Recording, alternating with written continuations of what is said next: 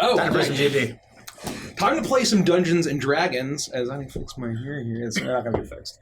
With that, last time, I don't even remember... Oh, what yes. happened? I don't even remember what happened. You all had just witnessed an incredible sight in your scrying spell. The masked advisor of Duke Grudo seemingly also maskedly advising the Thorn Mother herself, Varea Blooming Crown. You then awoke the... I don't know why that tickled me. Maskedly, advisedly, was involved in the story. With that, you awoke the following morning and met the entirety of the Thorn Watch as the Thorn Mother bid them farewell on their dangerous mission to defeat the fire giants as Farog now marching on to getting closer and closer. And you were then invited to breakfast where you met, you had a very uncomfortable breakfast where she seemed to be trying to just get a sense of your intentions, wanting to get an audience with Baba Yaga, and was very much being very deliberate about her very strong connection to Ronmir, a very strong and deep connection to Ronmir. Ew. Really? They're fucking. Annulin's brother. Mature stream.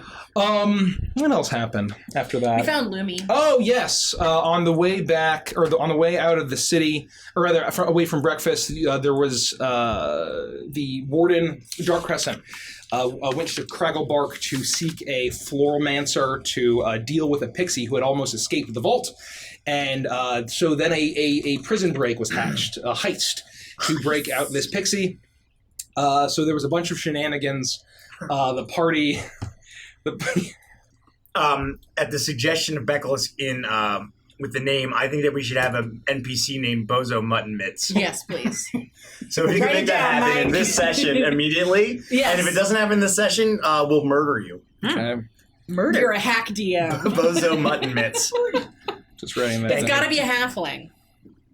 So I don't know how you fit a halfling into this. My name's Bozo. Okay. Wait a minute, we're Maka. Why is there a halfling here? This is actually my new DMPC. I've had the clown bard concept for a while, and now he's my DMPC. He's replacing Orpheus. Becca says, that's my murder you're stealing. I should get to murder Mikey. Fair enough. That's very true. Okay. With that, you engaged in a prison break, a heist, where you did some creative biz, you used some magic, and then got yourselves into a bit of a pickle and decided to banish a Trian. And with that... just fucking awesome. With that, you opened the flower, the large golden rose filled with some sort of toxic pollen, pardon me, and saw a tiny crumpled fairy, Sylvie's former familiar, Lumi. With that, we're going to get back into the session here. Lumi. I don't like that camera being so, that window Make being sure so you big. set the scene right. We need to know exactly what it looks like, what it tastes like, what it feels All like. hell's breaking loose. What it smells like. So, and spicy guacamole. And spicy guacamole in this cave. You now smell the spicy guacamole-esque scent. Ew! No! I mean, it's pretty good. Of the various venomous flowers and Venus flytraps and other carnivorous type plants. As you're in this this tight chamber that seems to be built for interrogation with the strange magics of these enhanced plants. As the utter destruction that Orpheus has unleashed upon this room to make it look like pixies from the Feywild had gone crazy and broken out themselves. You see now as the blighted petals of the central rose in this chamber withered and fallen away, revealing now the crumpled, unconscious form of Lumi. She is very clearly alive, but is incredibly weak, and you see that there are veins on her skin that are bulging with this dark purple, and her face looks very sunken and hollow, as if she's gone through quite an ordeal with whatever these strange toxins and poisons and that have been utilized in some attempt to get her to talk about something. You don't know what. And with that... She's unconscious? She's unconscious. And with that, you are alone. The treant seemingly banished somewhere, perhaps the Feywild, no longer returning. The door behind you, the most intricately woven knotwork of iron bark thorns that you've encountered yet. Unsure how to get out, you are alone. Oh, sweet hells, what did you do to that tree? Yeah, I just kind of sent it to wherever it belongs to, but oh my god, I know that pixie! What was that? There was a... We don't have much time. Is that Lumi? Yeah, I know that pixie. I was just saying that. That's Lumi, and she's totes unconscious. Let's get her. Can you get us out of here? Yeah, sure. So we're still in our disguises, though, right? And you're still For 8 invisible for hours. some time. I'm still unless I an drop invisible wood elf. The rest of you are visible wood elves. And you're still a pixie Yes. with your pixie boots. Yeah, I mean, Sylvie doesn't have to do it, but it's Sylvie, so But she's she gonna. chooses. She chooses to. All right. How do we conceal Lumi? If we can make sure that she's not visible, then we can, like you said, under the cover of all this chaos, we can slip out. Well, she's a pixie, right? So she's only like a foot tall or so. Just put her in your pocket and let's get out of Oh, here. sweet. Oh, all right. And I'm going to very gingerly Yeah, watch the wings, attempt to pick her up. Yeah. She doesn't look Careful, very Lotharius, says Orpheus. good. Says You can call me Vandrus. There's no one around right now. We have to say in character, Vandrus. It's like you've never broken into a prison before. So am I able to just gently pick her up without any... Yeah, so you reach in and you see as all of the fading bits of golden and purple and orange and red pollen and venom dissipates from the blight spell. The petals now rendered inert. You're able to grab her, and she's very light, very dainty. She's Small? She's about like a foot, a foot So tall. if you look at the overlay, right, Sylvie's like 3 feet tall, and she can sit on. So she's probably like maybe like 1 foot tall. Yeah, she's about a foot tall. About a foot tall. Oh, boy. And I don't have a 1 her- foot long pocket.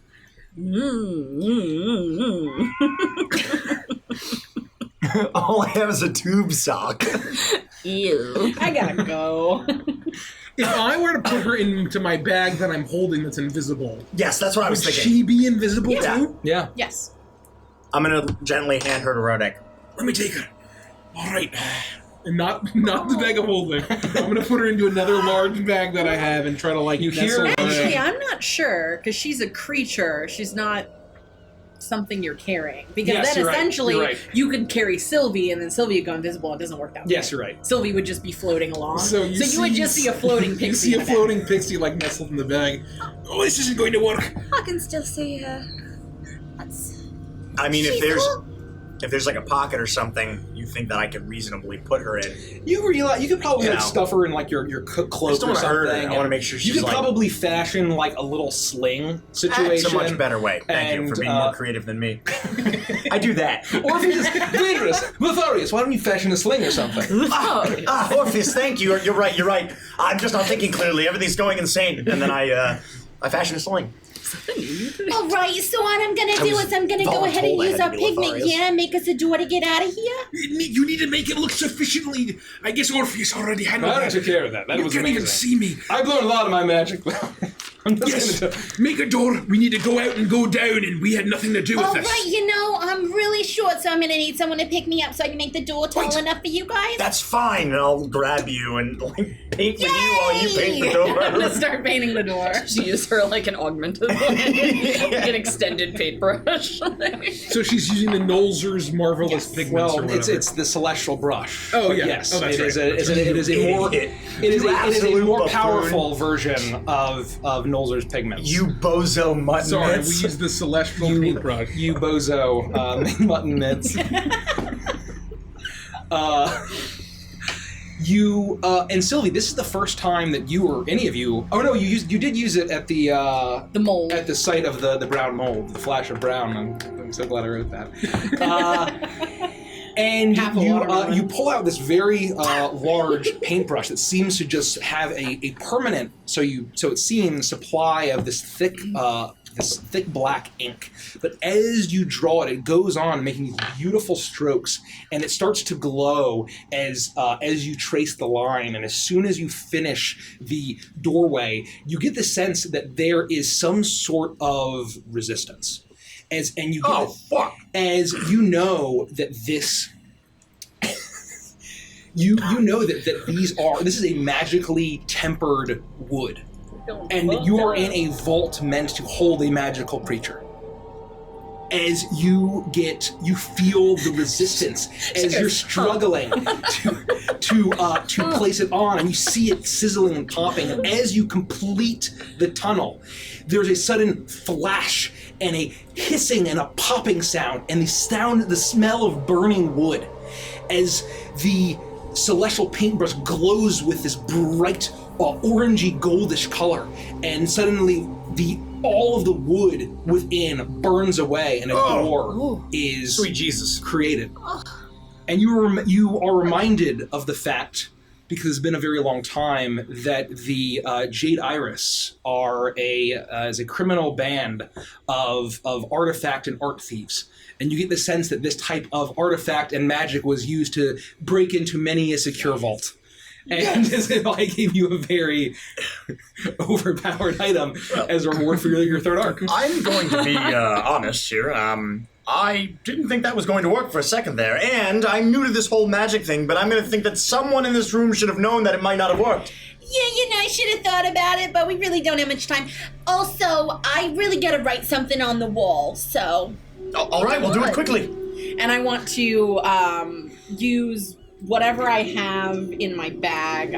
I believe I do have inks and stuff. And I want to scribble in, like, what I imagine to be Pixie script. Twixie and Lumi were here.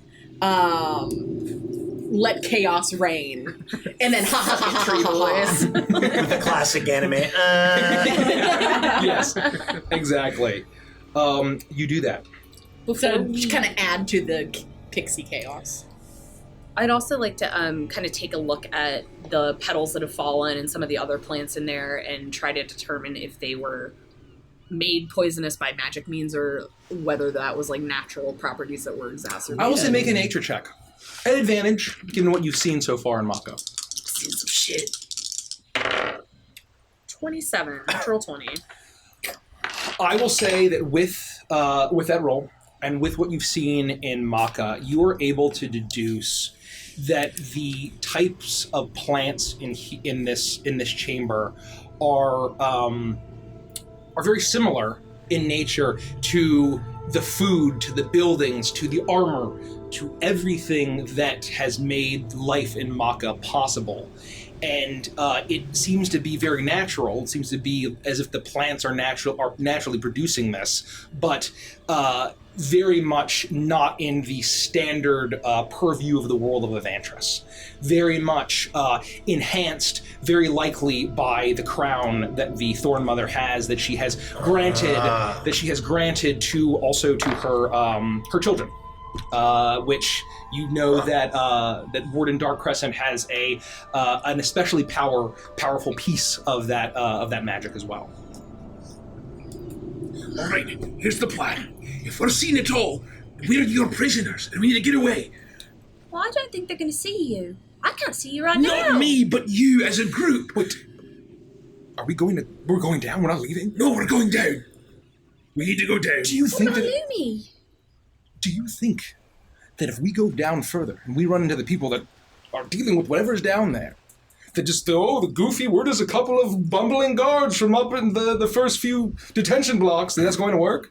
Well, I guess we could say that we are looking for the pixies. They escaped and we saw the room was open and we thought they'd gone down here because we didn't pass them on the way up or down. Oh, I've gotten confused now.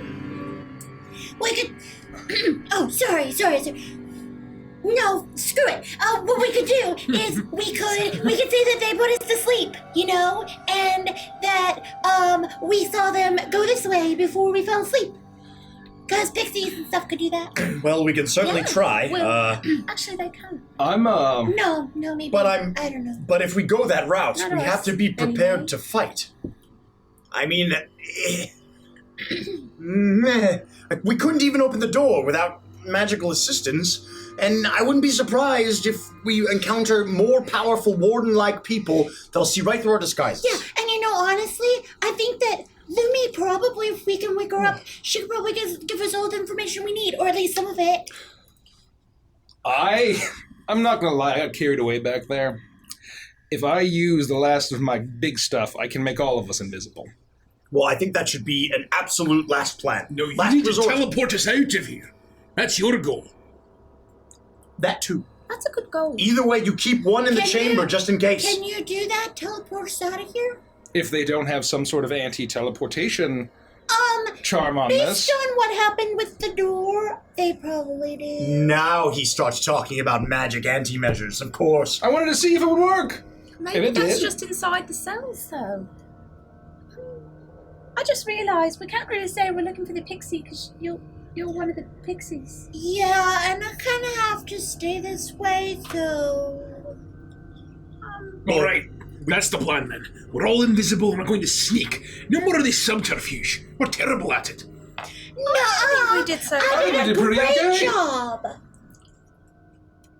It was all right. She was great. Why are you looking at me like that? If you made the train go away, then yes, that was the best thing you did. I did that. That could have gone very poorly. But it just didn't. so you know. And so could going downstairs further. Oh, it's absolutely going to go wrong. Are we absolutely sure that's the plan, Rode? How long will we be invisible for? Let me see. If it's invisibility, an hour. An hour. hour. An hour, yes. Rorik, are you confident we can get done what we need to in 1 hour? Aye. Should be all we need. Wait, you want to go downstairs some more too? We need. This is our only chance to see the heart. See where these tunnels go. I don't want to do it. You need to do it. We've come this all way. We've come all this way. To save Lumi. And we have her. And we're not going to lose her again. But I You agree mean with Rodak. was We need a- to check out the heart. Beautiful coincidence. Oh, boy. That's not why we came in here. Oh boy, we're totes gonna die.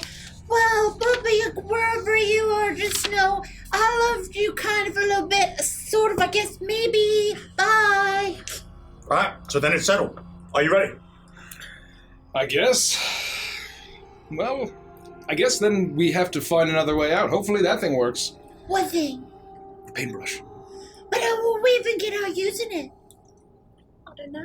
Unless we had a wall that went into an open area outside, it won't work, so... Well, here we go. And he snaps, and suddenly you all disappear. All right, let's go.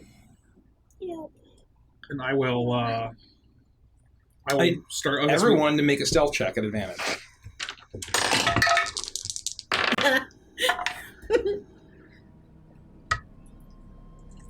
Oh, that's kind of fun. Yeah, I got a natural 1 and a natural 20. Oh, that's fun.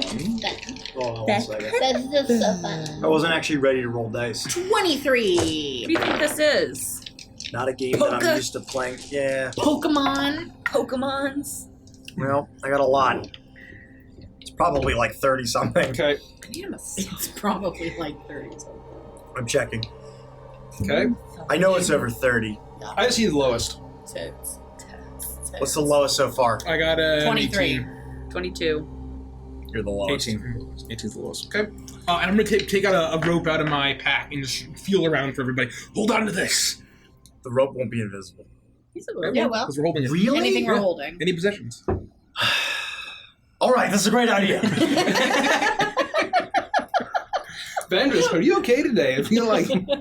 I'm fine. It's almost like I'm very somebody excited. shook you up But- during announcements and stuff. Can you not tell that I'm very excited for this plan, Orpheus? I hate to be this person, but I have DM'd before. What does this do for Lumi in the sling on Vandris? Lumi's invisible, right? No. Lumi's invisible. How is she invisible? He targeted her, Yeah. presumably. Oh, I thought he could only target 5. Yeah, I got a 30. A 30? Yeah. You okay? Already invisible. Yeah. All right, just follow me. I don't want to. I'm gonna pull the rope. I'm gonna go the other way. Goodbye. You see, you feel a tug as Sylvie tries to go the direction where it's a far better lit. Sylvie? And you feel the tug, and then Sylvie gets tugged in the other direction. And I would like to lead the party downward where we saw that dark descent. You better run, dwarf. You better run. We only have an hour. And an hour goes by fast. So, you make your way down the stairs, and then you find and it gets darker and darker with each step as you make another turn. And there's no long, narrow hallway. It's all twists and turns, so you can never see more than 10 feet in front of you. As there's the occasional sloped downward path, the occasional set of stairs that seem to go deeper and deeper and deeper. And as you get deeper, you are still encased in this dense ironwood prison. But it gets colder. The lighted bulbs along the sides of these walls are fewer, more far between. As you continue walking downward, and you get the sense, though, however, that you haven't been going down a spiral staircase. You're weaving and winding in a particular direction, as if this vault is massive, far more massive, but it wasn't close to that size when you had seen it. And you feel the coldness from around you as if you are deep, buried beneath the earth. And you make your way down through one more winding bend in this hallway, and then a very long, steep set of stairs that goes into complete and utter darkness. And then you stop for a moment, and it's deathly quiet. And then you just hear very faintly, thump, thump, thump, thump. Do you hear that? Unfortunately, yes. Sorry, I thought it was quiet. I ate something that didn't sit well with my stomach. I don't think that's you. Oh. If it is, I'm very concerned. It's gotta be it, the heart. Oh, you meant the heartbeat. Yeah, I heard that. Oh. This is it, Rodek. This is what you wanted. Are you ready? For what? What are we gonna do when we So what's your plan? I gotta be honest, I can't even see what's beyond us, in front of us, there. The plan is we need to find how that masked rogue figure is getting in and out. We need to find the tunnels. We need to understand where they go, And you what want they're to doing. do this in an hour? Less now because of how long we've traveled down We below? don't need much time. Okay. Let's go. Lead the way, dwarf. I don't trust him. He's mad. He's gone crazy. He's gone down the rabbit hole. We're all mad here. And I yank on the rope, and I lead us down the stairwell. Okay, I'm afraid of the dark, and I'm claustrophobic, and I'm the opposite of afraid of heights. Ah! We can all see in the dark. Don't forget. Oh yeah, I forgot, because my eyes were closed. You descend the staircase, and with each step, the thump, thump, thump, thump gets louder and closer. And you see now, as the walls around you bulge in at certain places, and you see that there perhaps had once been a smooth walls of a hallway, a staircase around you. You see, it looks like the outline of, is that a massive root? As if it's been crushing into this place deep beneath the earth. And you go down into the sheer darkness. Your dark vision casting the entire space in that black and white. Just barely seeing the steps in front of you as you can't see your friends. Until you finally see a platform at the base of the staircase. And a very faint glow beyond. You make your way down, and you finally arrive at the landing. And you see a very small hallway ahead, no wider than 5 feet across. And directly ahead is a large circular vault door. The most intricate and elaborate of all of the thornwork that you've seen in this place. All knotted and gnarled, the thickest vines, the sharpest thorns. And all throughout, you see strange markings glowing as if the magic of this door is even more powerful than the previous vaults that you've encountered previously. Glowing with that same humming, summery light. This has got to be it.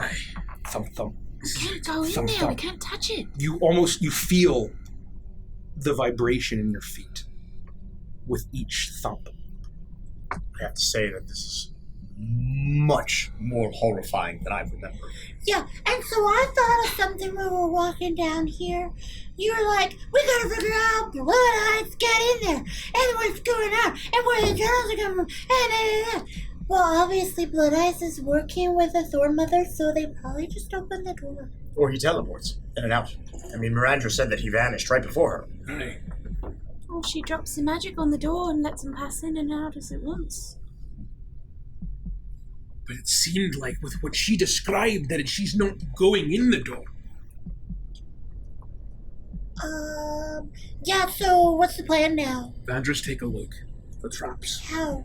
See what the deal is. For what? Just see You want me how... to check to see if the horrible beating thing is behind a trapped door? Let me do this, Rodet. Yeah, yes, it probably is. Is that good enough, Rodet? See if you can discern the Unbelievable. nature Do you of what the magic Orpheus? is on this door. Scared. I'm not scared. You I'm look never. scared. I am literally never scared. I proceed to walk towards the door, and I get really close to it, like this. You do that, and you lean in But I don't touch it. close. Like this. Your eyebrows singe off of your face. I turn around, I have a tan. That seems perfectly fine to me.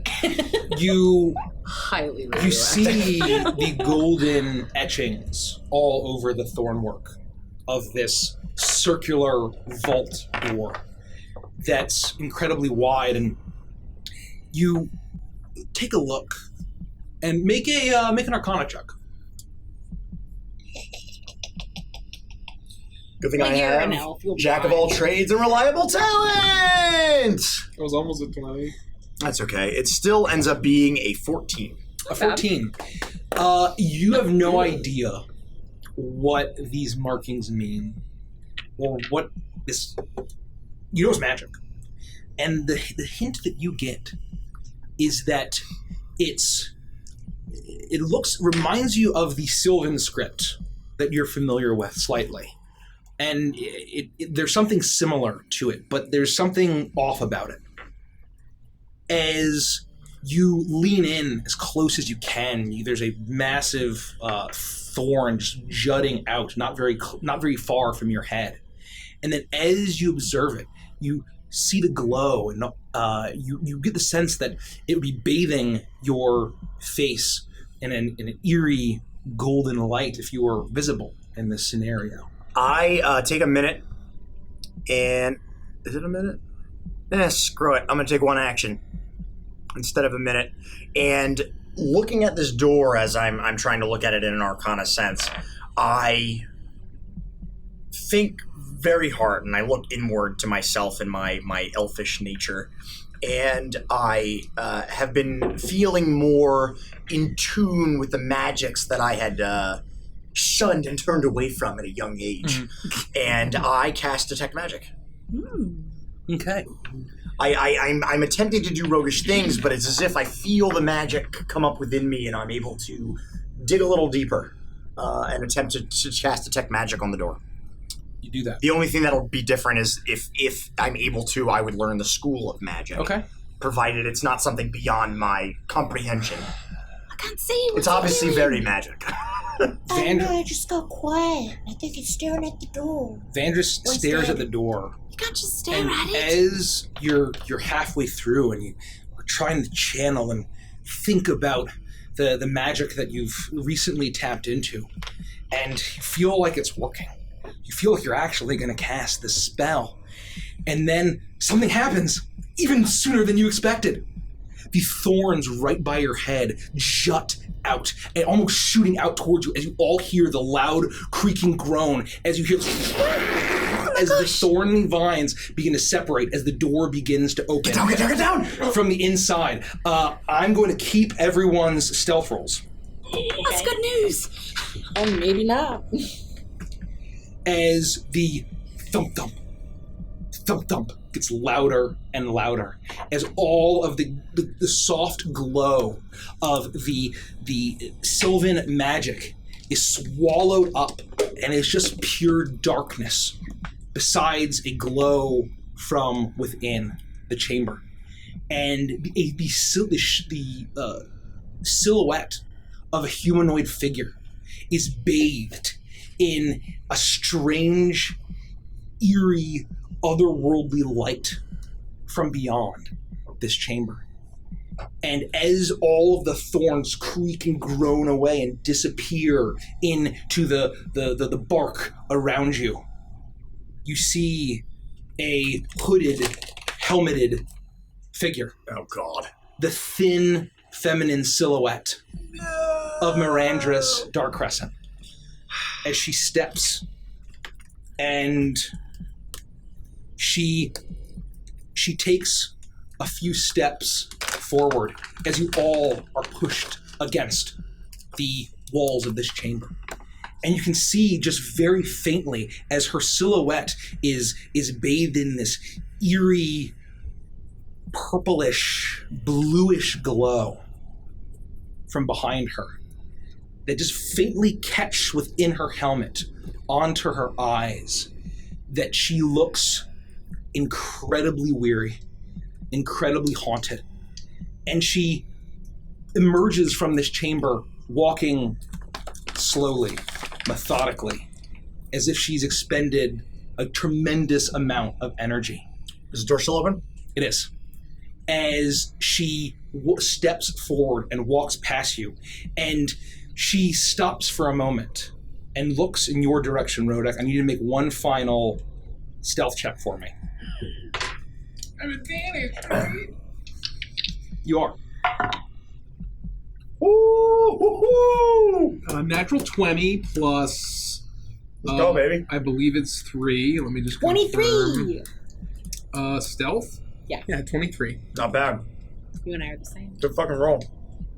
She looks in your direction, and as her face casts towards all of you, as she looks, her golden eyes once again catching more clearly now, they're distant, hollow, haunted.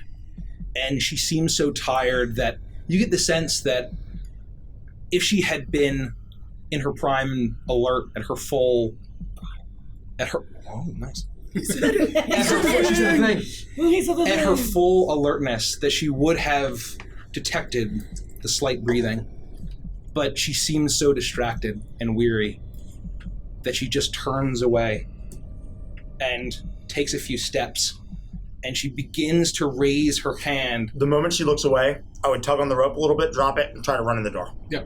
I would just hold on to the rope and try to pull anyone I was that was going to do the same thing. I would just basically try to give them a signal that I'm letting go and trying to slip into the door very quickly. You do that, and you all scamper in, and as her hand raises, there's a flash of golden light from the bangle of thorns around her arm. and all of the sylvan markings glow from the sides of the tunnel, and you hear the creaking and groaning as the massive vines all slide in, and Sylvie, you at the back, you just barely manage to tumble in as you almost get grazed by a massive thorn and all you now hear, what had been so quiet on the outside of this chamber, there does not, it feels simultaneously this is making me uncomfortable. Silent and absolutely deafening as you hear the thump thump, thump thump, thump thump, as the eerie light that you're bathed in feels as if it's light, but simultaneously darkness. It doesn't feel right. And the colors that are in it, you get a hint of blue, maybe a hint of purple, a hint of teals, but it's difficult to parse out. It's like a color that you've never seen. As you realize now that it's all coming from above you. The light, the sound, and you see now that in this chamber, bathed in this eerie, haunting, otherworldly light, you are in a chamber of massive thorns. A huge chamber where the walls are not bark, but the most oppressive, sharp, terrible-looking, thorny vines that just completely encase this place, as the walls themselves pulse and pump with each beat, as if they're struggling and groaning. And then you look up and you see why. Above you, hanging, suspended, completely, but not entirely, imprisoned and engulfed in groaning, straining, snapping, thorny vines. You see a beating, alien, otherworldly heart, or the approximation of a heart, dripping with black fluid.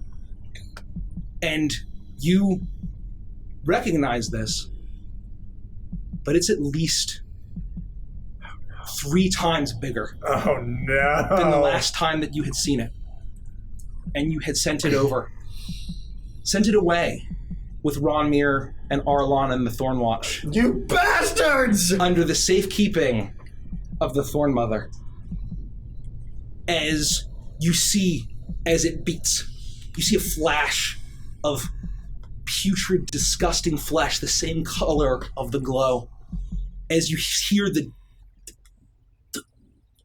glooping black liquid, viscous liquid that drops, and you see as it lands, it sizzles and burns away the bark of the thorny wooden vines. And you see as these vines are struggling and groaning and cracking to contain this suspended heart hanging from the ceiling.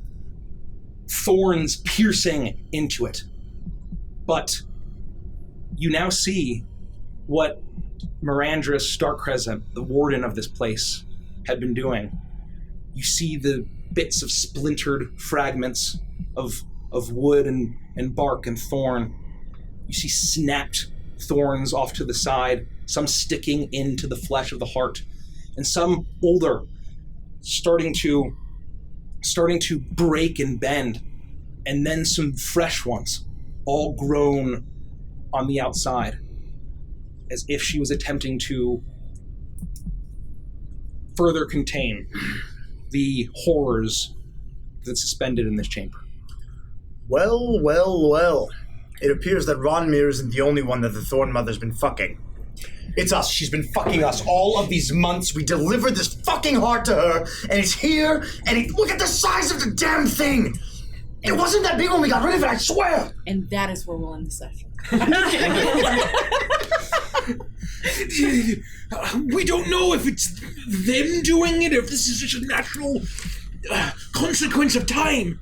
I don't know. Bullshit. We need to learn everything we can about this room, about the heart. Sylvie, if you can fly up there and take a look, I'm going to look for any sign of a tunnel. I don't really want to get close to it, so no. Can you see any magic around it? Yeah, like everywhere. It would still be going, right? Provided I was able to actually finish casting the spell. Because you had moved and dodged out of the way, I think you probably would have canceled it. Okay. Because you would have to ritually cast it. I don't know. I mean, everything seems... I'm not sure. Look, I'm new at this, all right? Whatever's dripping from it, don't touch it. Look what it's doing to the wood and... Oh. Sylvie, can you fly up there? For what? And just see what you can see. How high off the ground is it? It's probably a good 30 feet up. Just hanging suspended, and you see all of the vines coming out from the roof, and this chamber is just entirely made of thorns, as if it's just a dome of knotted intertwined. So the inside of the room is covered in thorns, yes, and the heart is covered in thorns. Yes, it's all, and then basically the ceiling dips down and attempts to hang from the ceiling as like a horrible chandelier. I would take my rapier out and just tap the wall, one of the thorns on the wall with my sword. See if anything happens. What are you expecting to see, Roderick? You tap, and you hear the tink tink as it feels incredibly hard and dense. It's not the same kind of. It has some. It reminds you of tapping a tree, but there's that familiar iron wood quality to this thorn as well. I attempt to scale the wall. Okay, you do that. When he's about halfway up the wall, I'm going to shoot my vine thing and beat him. Go for it. I need you to make an athletics or acrobatics check for me. And so the dome goes up, and you'd have to basically try to figure out to get your hands in to like hang and climb to get to the heart. 28. 28, okay. And I'm not in a rush. I'm just, okay. I'm trying to deftly scale it, see if I can get a bit closer at Rodek's request. I'm going to find out what they're using to get in and out of these rooms. I need some time. And I'm going to just go basically going around the entire room, the ground, everything that I can see, to look for any cracks or signs of tunnels, signs of recent movement, like compared to, maybe parts of the wall that look older and more crusty, anything like that. Okay. And what check would that be? Investigation check? Is that what you're trying to do? Yep. Investigation check. Vandrus, you begin to scale the wall, and as you reach up and you grab into one of the massive thorny vines, it kind of shifts and groans under the attempt to get a better grip on the heart, and you almost slip. But you're able to get to the top where the dome kind of, and it's not a fully perfectly circular room. It looks as if it's some sort of naturally formed chamber initially, perhaps. And you manage to get towards where it gets to, where it's about the ceiling, and you can see it. You are now about 30 feet up in the air, and you look down, and then directly ahead of you, the heart, you can see one of this strangely formed valves as it kind of opens and shuts and closes in this strange way, and you see it leaking, not just with this thick, goopy, black, viscous substance, but you see that it's covered in this strange, whitish, grayish mucus. How far is it? I would say it's probably like a good 60 feet, like in the center of the room. Oh, like far. Yeah. So this is a huge room, and the walls are low and oppressive. Well, 30 feet's not low. 3 stories. I miscalculated. I'm up here, but I'm far from the heart. I can't really see anything. And it does kind of go up, so you could try to do that, but there's a very clear ceiling of this place where you basically are reaching the I don't know. Could you monkey bar? Yeah, you can certainly try. There are massive thorns. Rodek, what do you do? 20. 20. Nice. I would say, as you take the time to do this, Rodek, you look around and this chamber is the work, and you have to watch your feet too, because the grounds the thorns are just rising up. You need to be careful. If you make one wrong move and slip into a crevice, you could fall and impale yourself on one of these thorns. And you manage to look around, and you get the sense of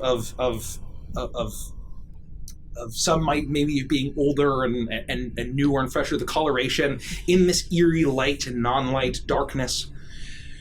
It's difficult to tell, but you are able to find something interwoven into this space.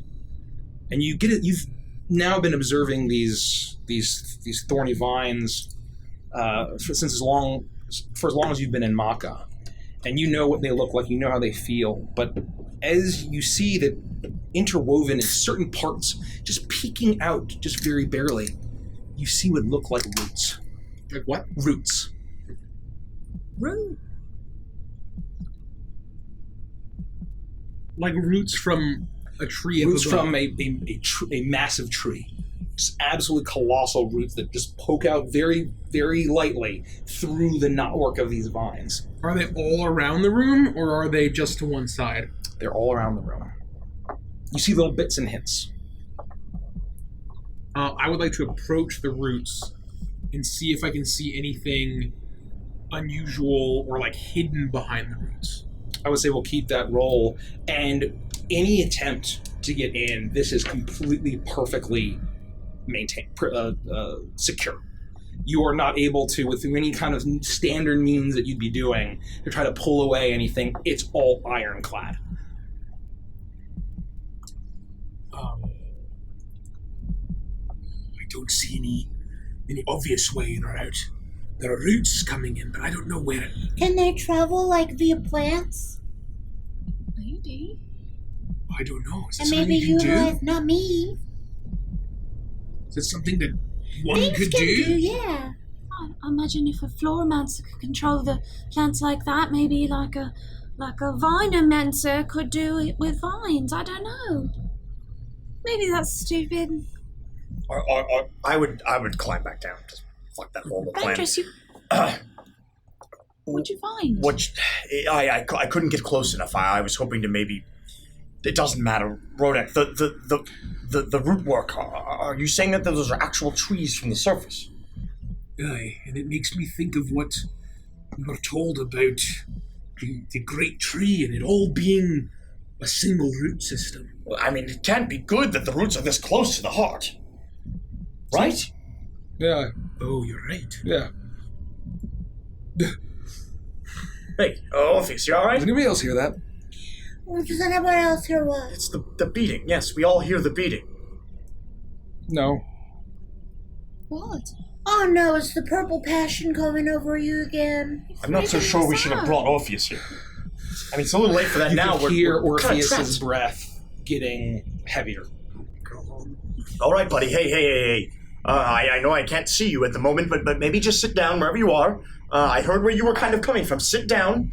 Take a few deep breaths. We do not need you freaking out here. All right, we need you to stay calm. Concentrating on the invisibility. I mean, if it gets to be too much, just let the invisibility go and focus on not losing your shit here. All right?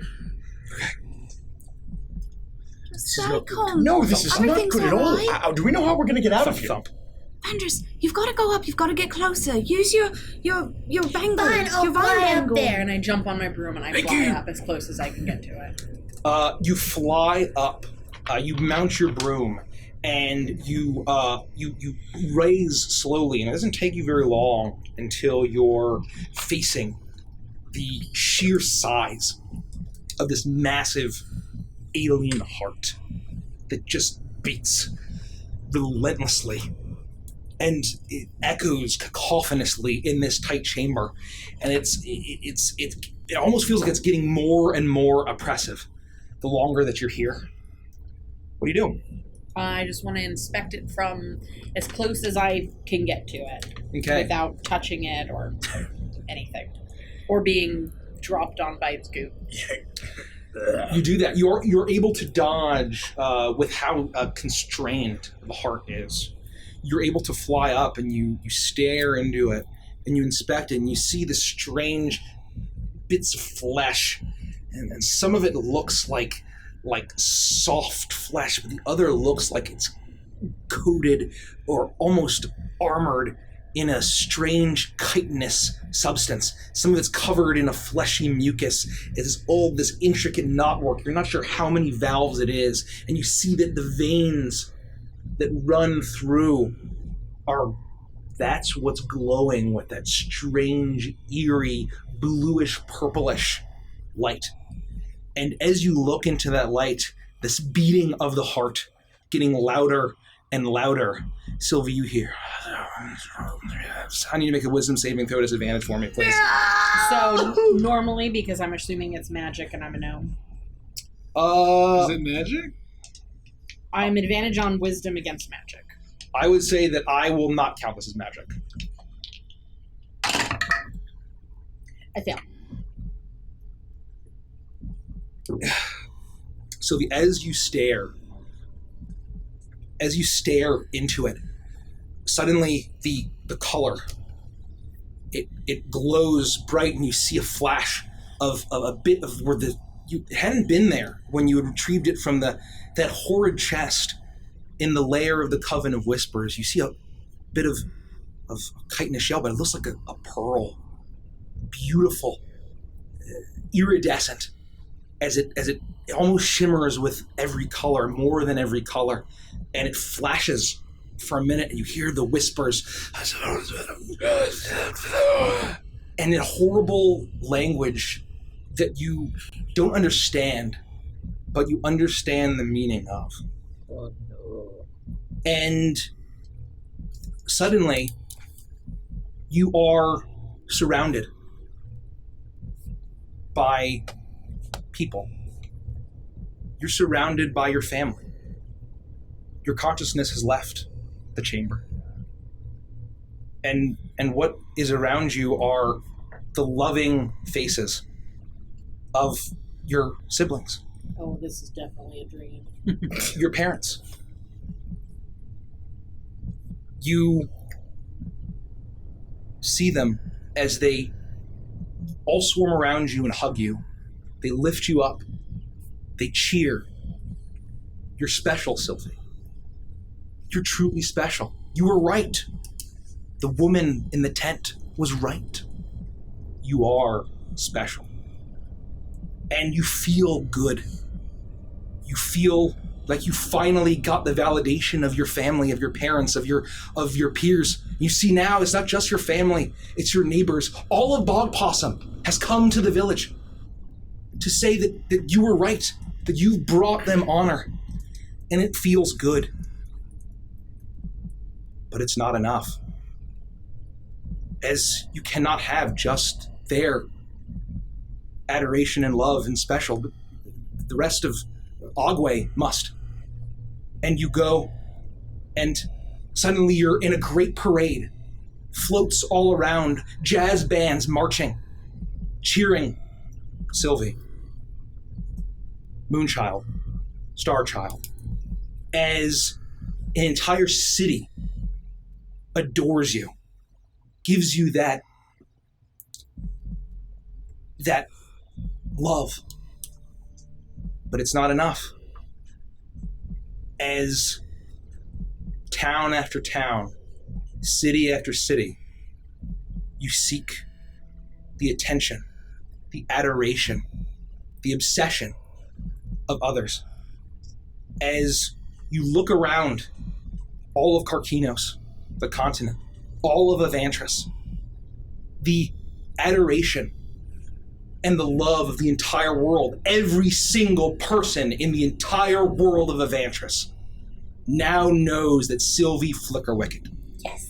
the Star Child, Yes. is the most special. Sylvie. And you look around and you're surrounded in a swamp. Yes. And they are all looking up at you with dead, hollow eyes,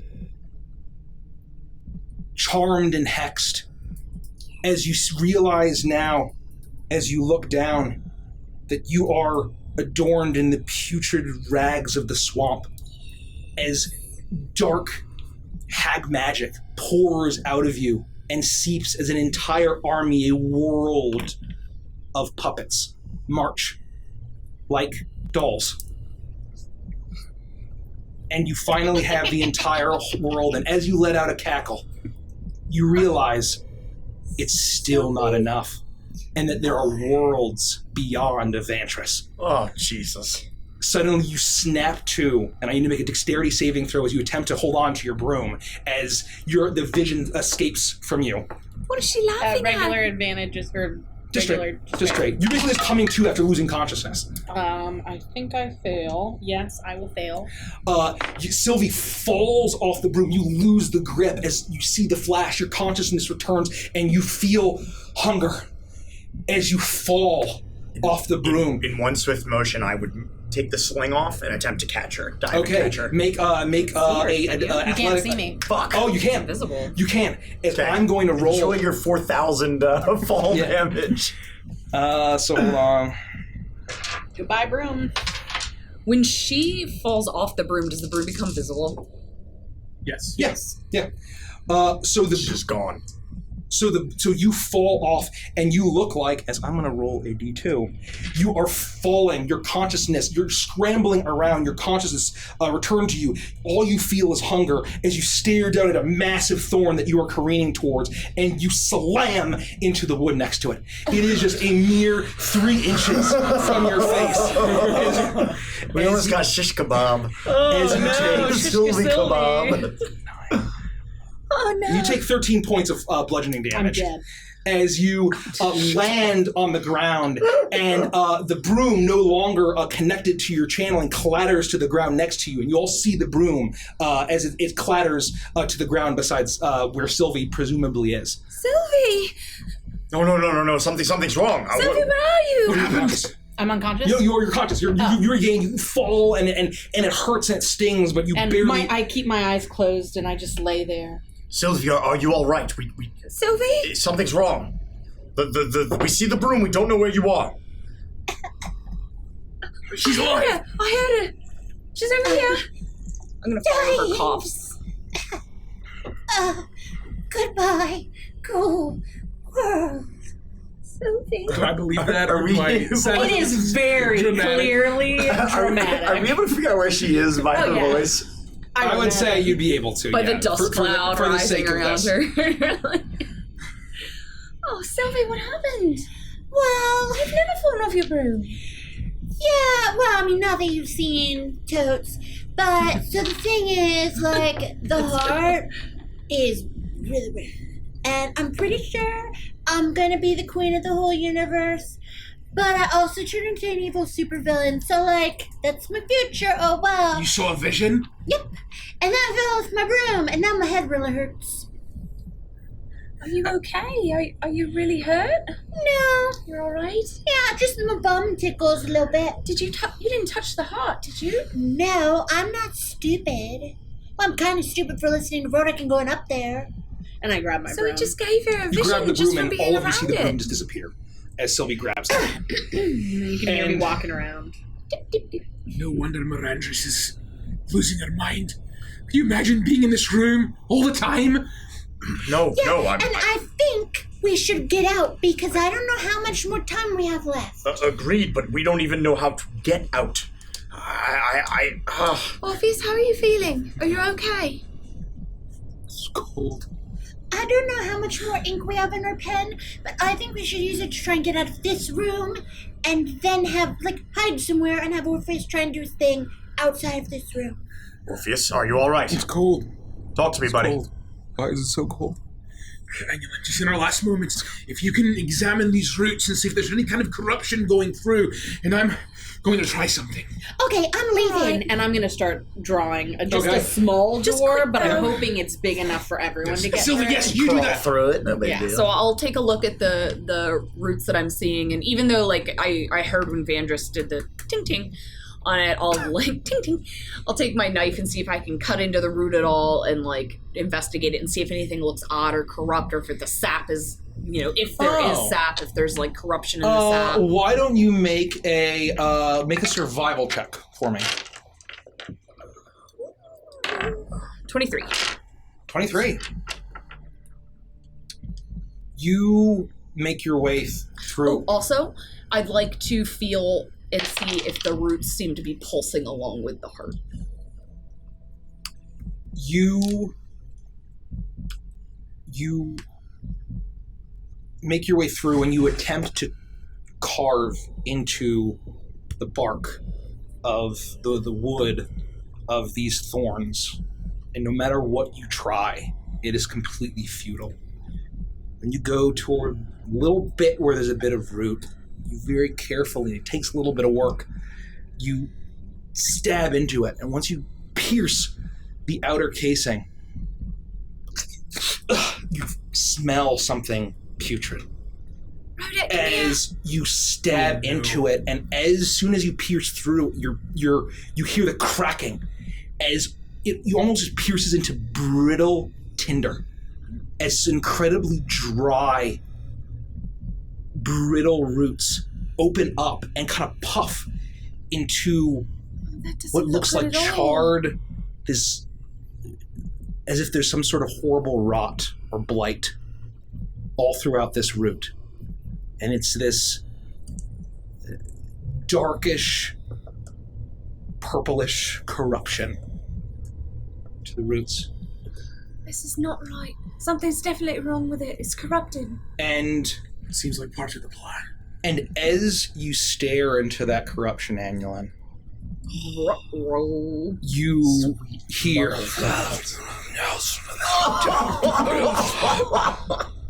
And I need to make a wisdom saving throw disadvantage.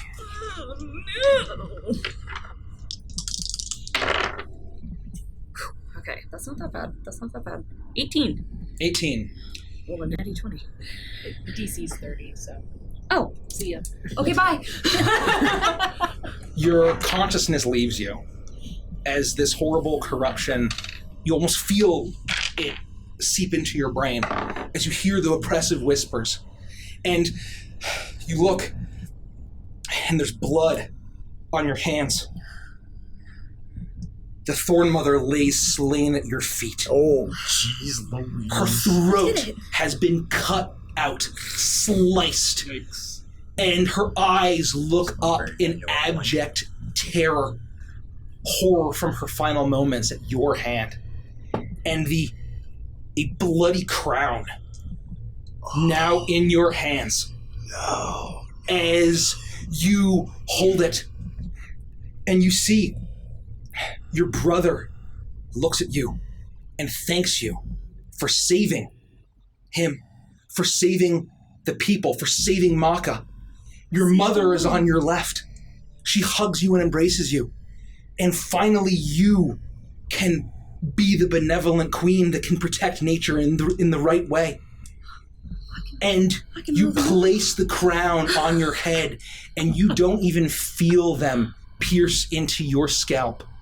And you don't even feel the warmth of the blood dripping down your head. As the bloody crown of thorns gives you visions about everything that you've aspired to. The rabbit that you stopped Rodek from killing on numerous occasions, the woodland creatures that you've made friends with along the way. You can protect them, and you do. You are a benevolent, beautiful, righteous queen, and you now know that there are real threats to the forest. Hunters that find their way, loggers. They soon find themselves torn apart by beasts or living plants. And then Cygnus, their use of magic is seeping into the lands. And if you don't stop them, it will corrupt the Thornwilds. And the Thornwilds cannot be contained in such a small space. And in a crashing tide of gnarled thorns, the brilliant, spiraling, stargazing towers of Cygnus within that beautiful lake all come crashing down, and the screams of the high elves is for the good of nature, the good of the planet. Yes. As you feel as if that's not enough.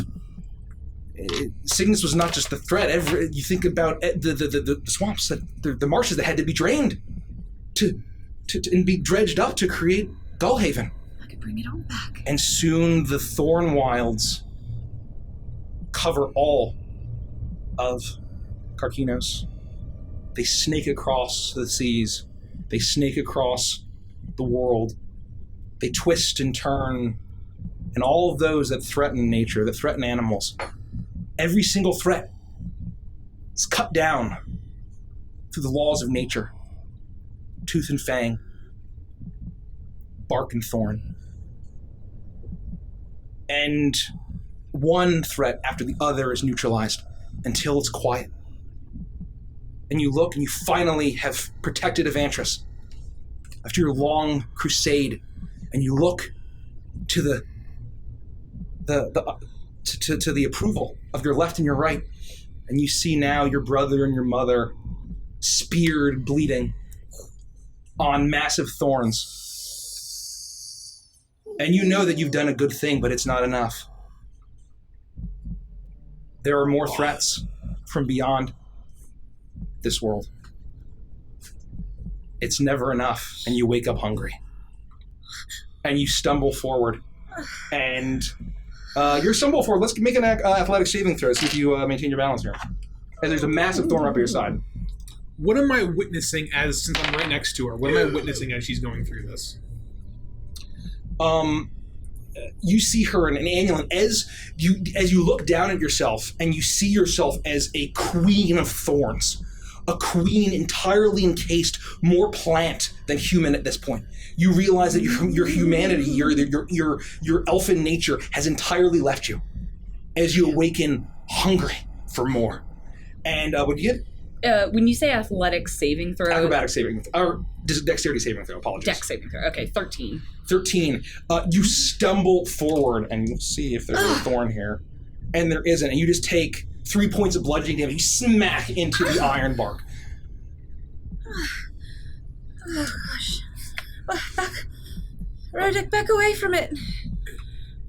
Thump, thump. What's not good? What's going on? Is everything all right? It's getting louder, you realize now. More visions? Sylvie's right. We've got to get away from here. Wait, all right, hang on. And I saw so much. I'm leaning next to Orpheus, and I'm going to say to him, all right, this is going to get awkward, just hang on. And I'm going to reach into my pack and pull out a small vial, and I'm going to start feeling around to see if I can find his face, uncork it, and force him to drink a potion of heroism. I know it's going to burn a little, but you and I were drinking in the Dwarven City together, and you did a really good job then, and this should help. Oh, Vandus. Save that for the... As he sputters up and swallows and coughs and chokes, and suddenly he's like, what happened to me?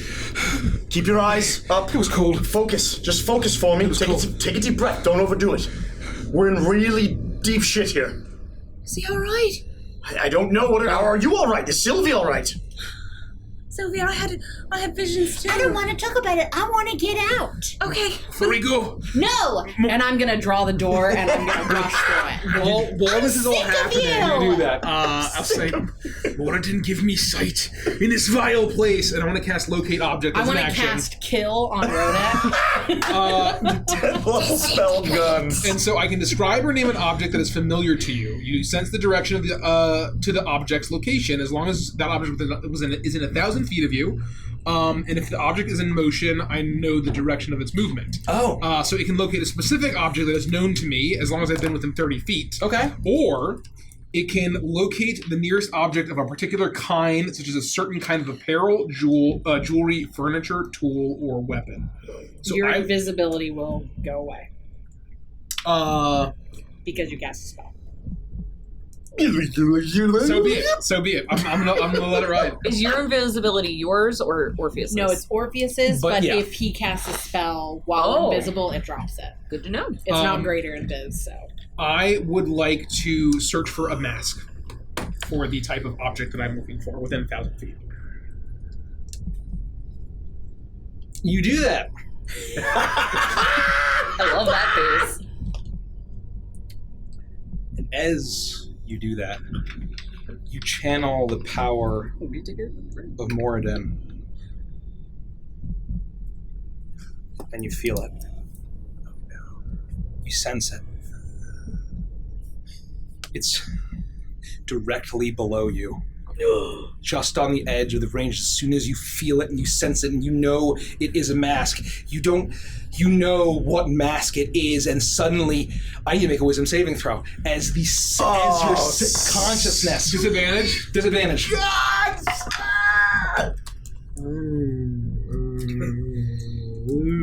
Well, I can't see any visions if I take absolutely no actions.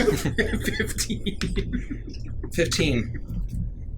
As Rhoda's eyes flash for that molten orange, and you see him pop into reality as his invisibility fades, and suddenly you feel the presence. Suddenly your consciousness leaves you, Rodak, as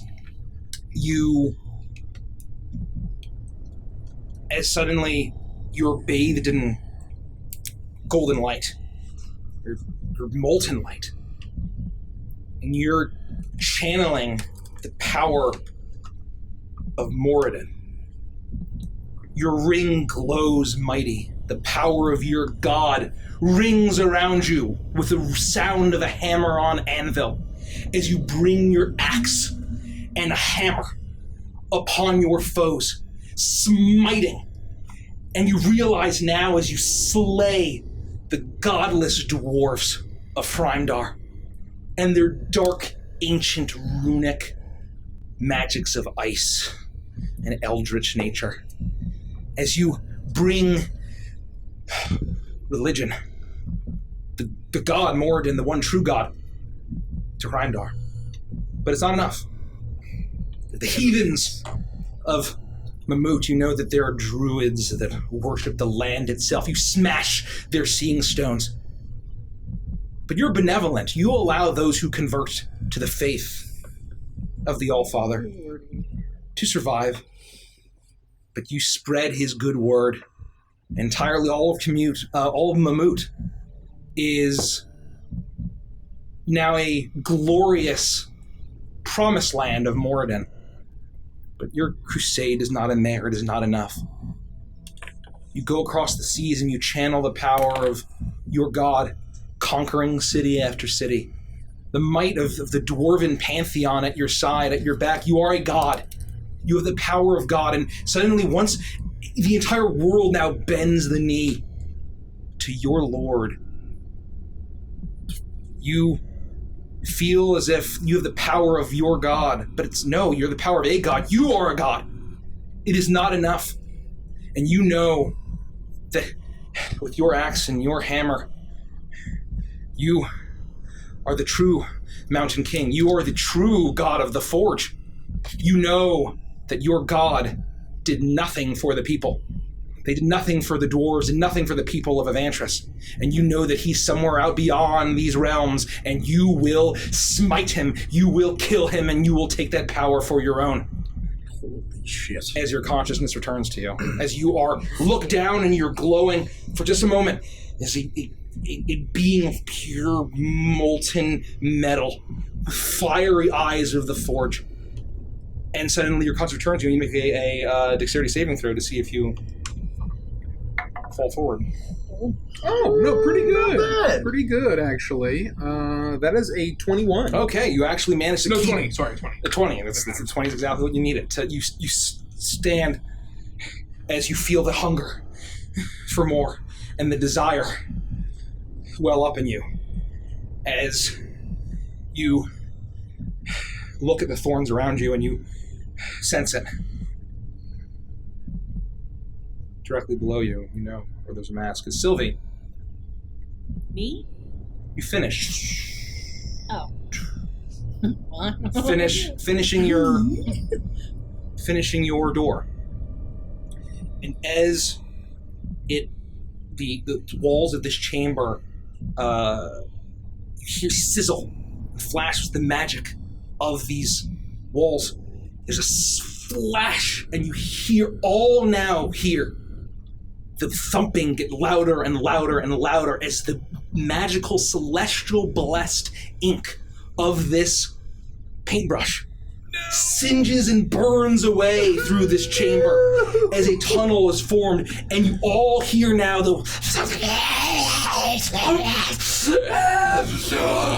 everyone to make a wisdom saving throw at disadvantage as it beats louder and louder and louder as the whispers get, then shrieking in your heads gets louder as it becomes completely oppressive.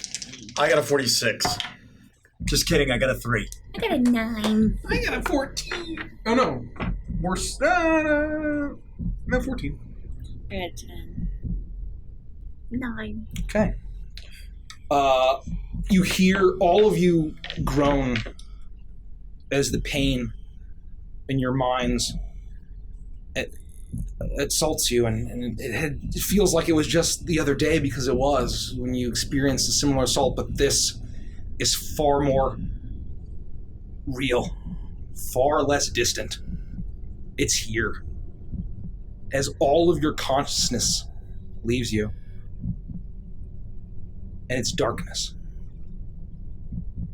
Darkness and the cold. An ocean. A sea. A black sea. A sunless sea. With no sky. No sun. No moon. Deep, deep, deep in the world. Deep in the planet. Far deeper than any mortal soul has been. There's nothing but death, but simultaneously deathlessness. As the dreams of the dead and the deathless pulse with the beating of a single heart. And then suddenly hunger. Nothing but hunger. Overwhelming hunger. And suddenly the silence is shattered by the cacophonous gibbering of millions of guttural voices.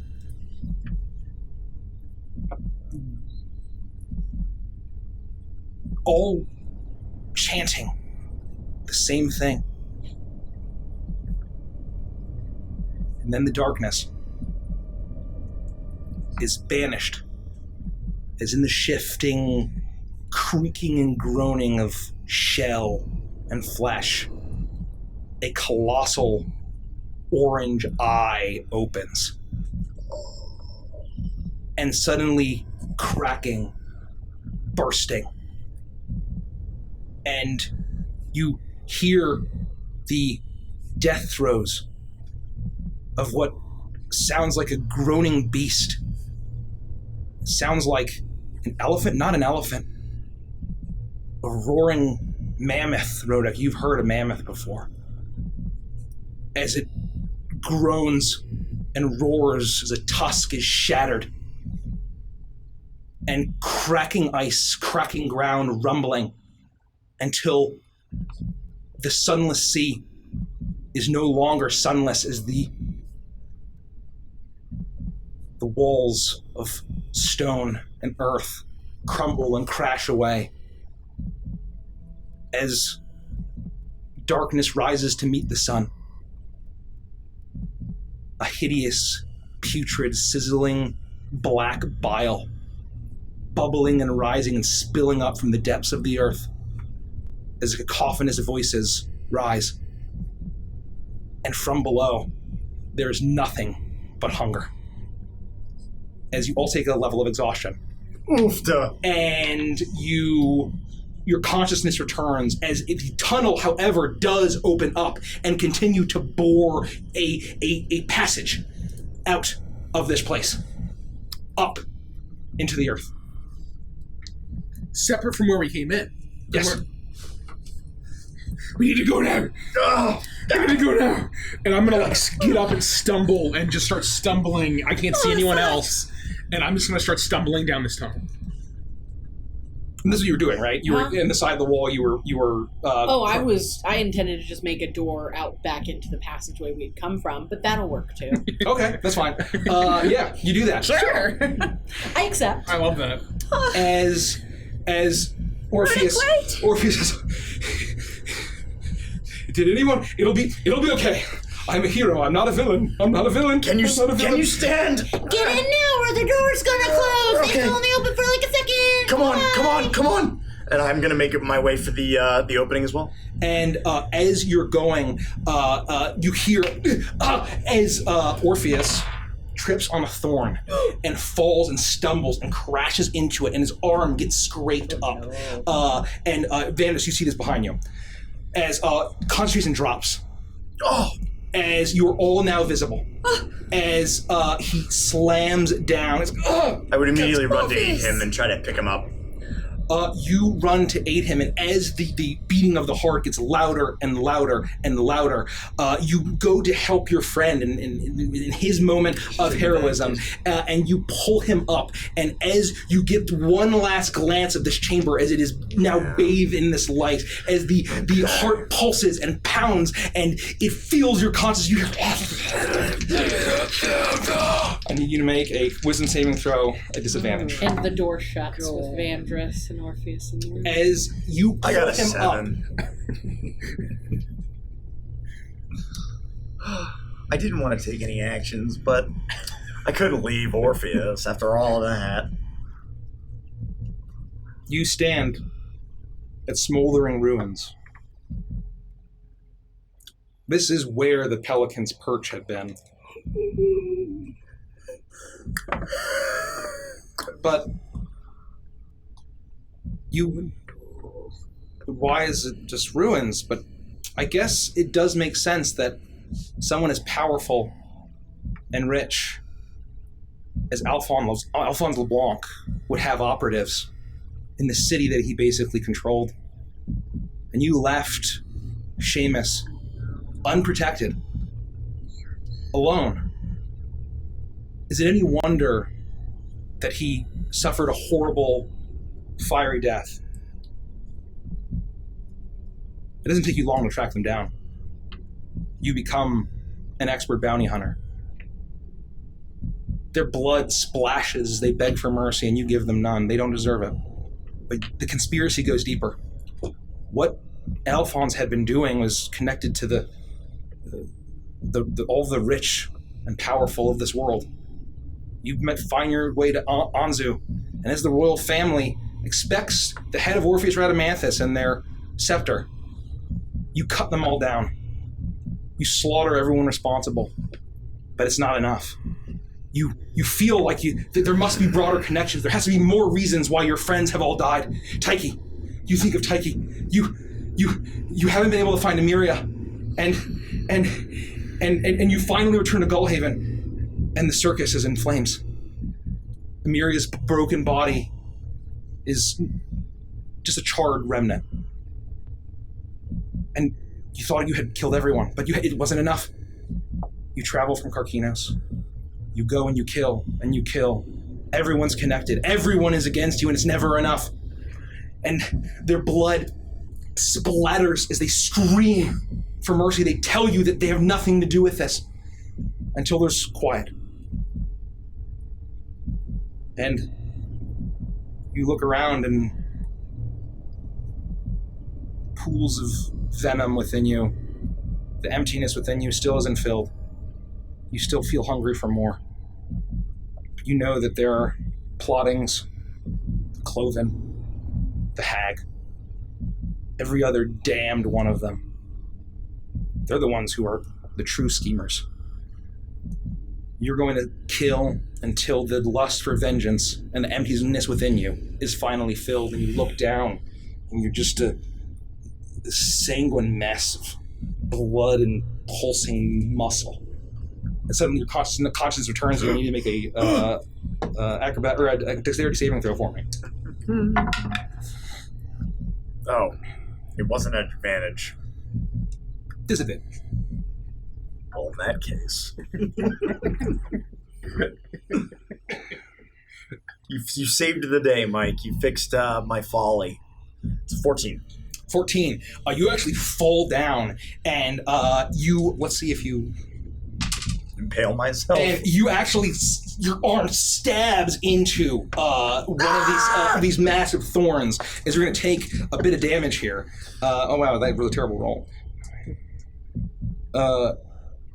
16 points of piercing damage as it pierces into you, and where you fall, Orpheus now returns the favor, and he says, "Come on, Vandus, what are you doing? I'm sorry, I lost my balance. We have to get out of here."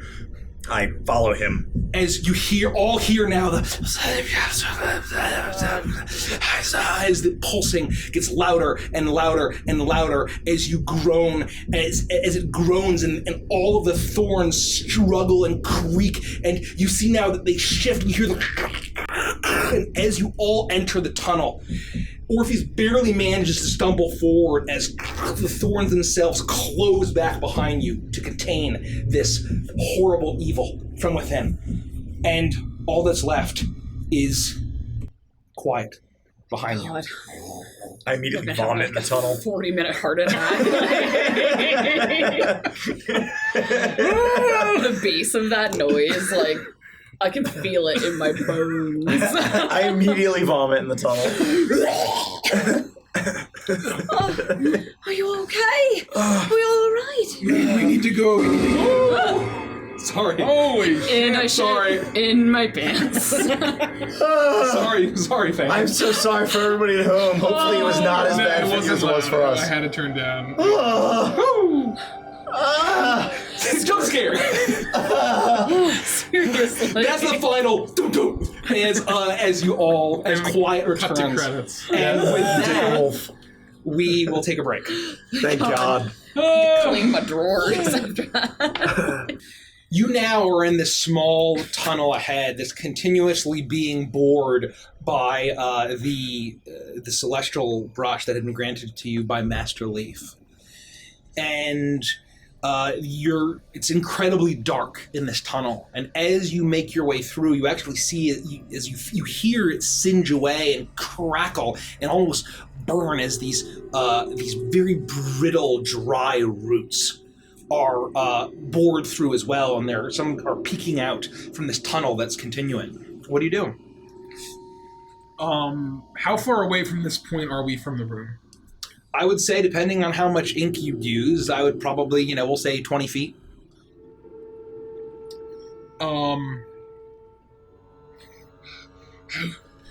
Is there a way to know that? I'm gonna run up and slap Rodek in the face as hard as I possibly can. You do that. You take 1 point of bludgeoning damage. Sylvie, why did you do that? You are an idiot.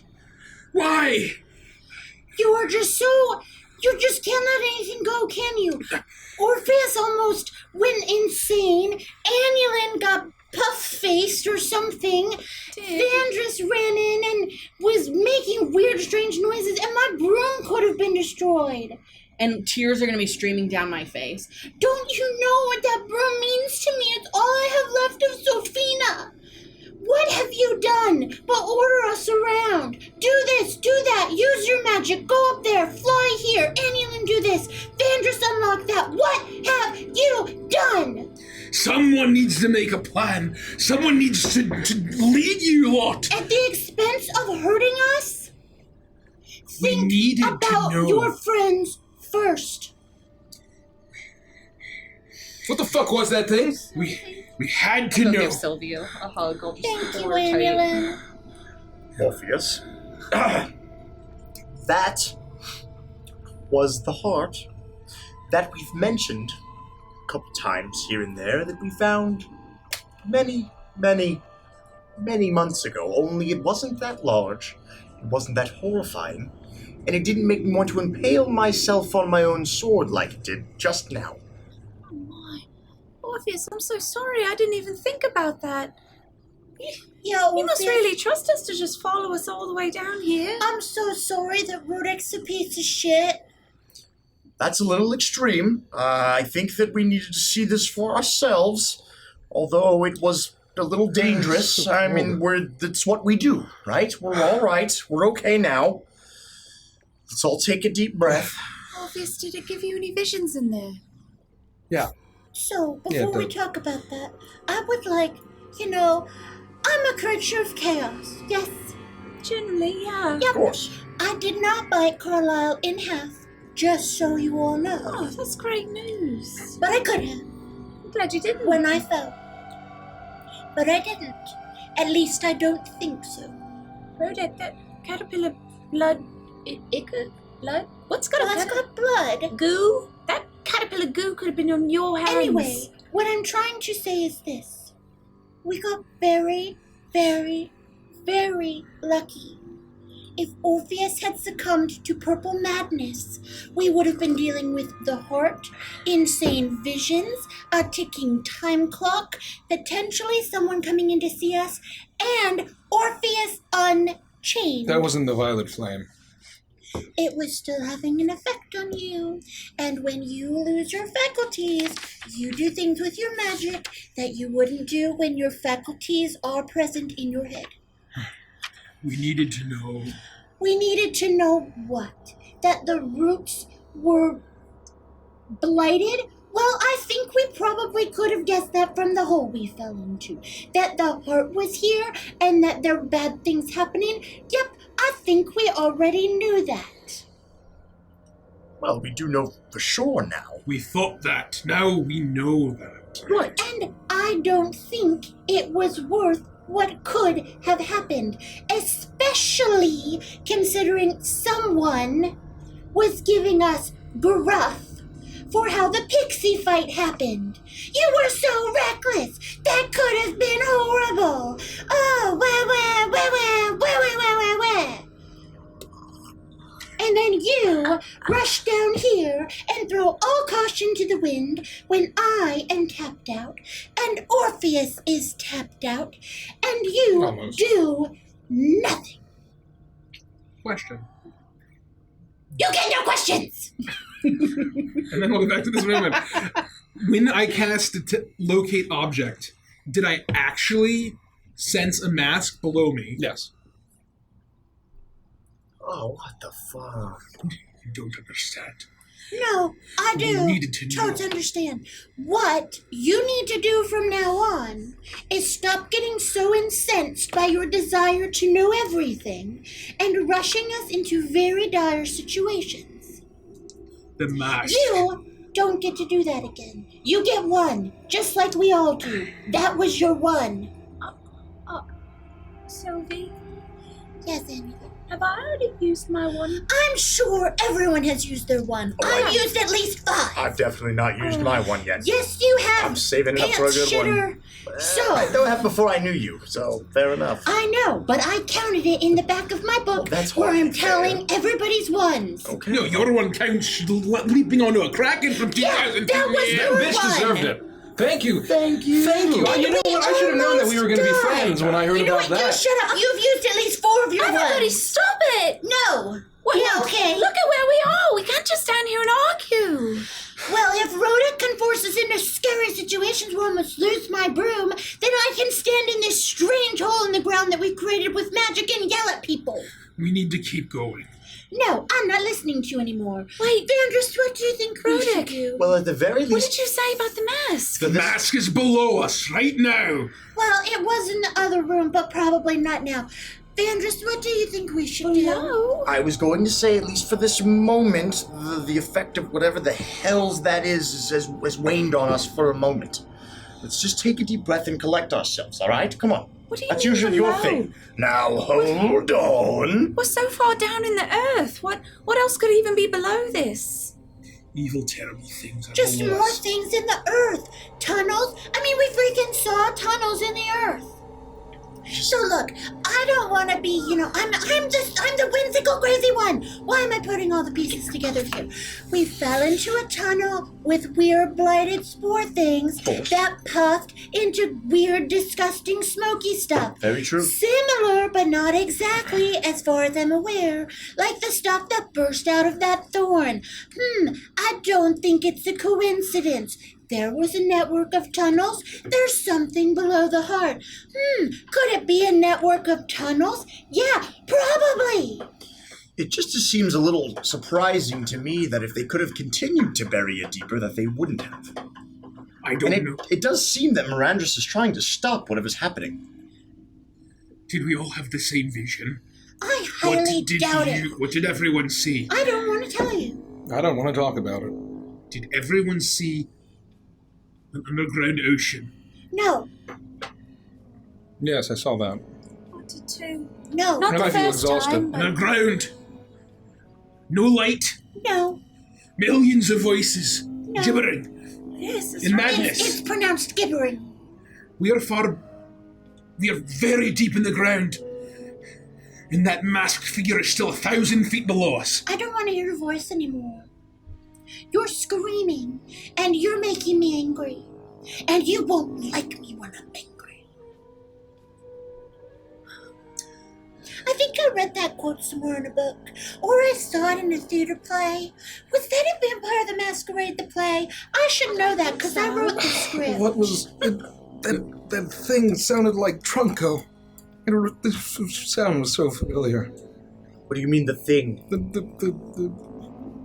The roar that in the vision. Why was there an elephant? It wasn't an elephant. It sounded like Trunco. It was a mammoth. Mammoths don't exist. A mammoth. Aye, they do. No, they don't. I mean, what the hell does How a do you know it was a mammoth have to mammoth? do with anything? What would Rodek put together with any of that? I would say with what Rodek knows, you know that mammoths are a native creature of Mammut, and you know that the frost giants use them very regularly as beasts of burden. You know that they're an important part of the ecology, and especially an important part of frost giant culture and civilization, at the very least. That's probably what you would know from your upbringing. They're beasts from where I come from. They're the beasts of burden, very important to the frost giants. I mean, that sounds like a hint, a clue. At the very least, we know what the vision took place.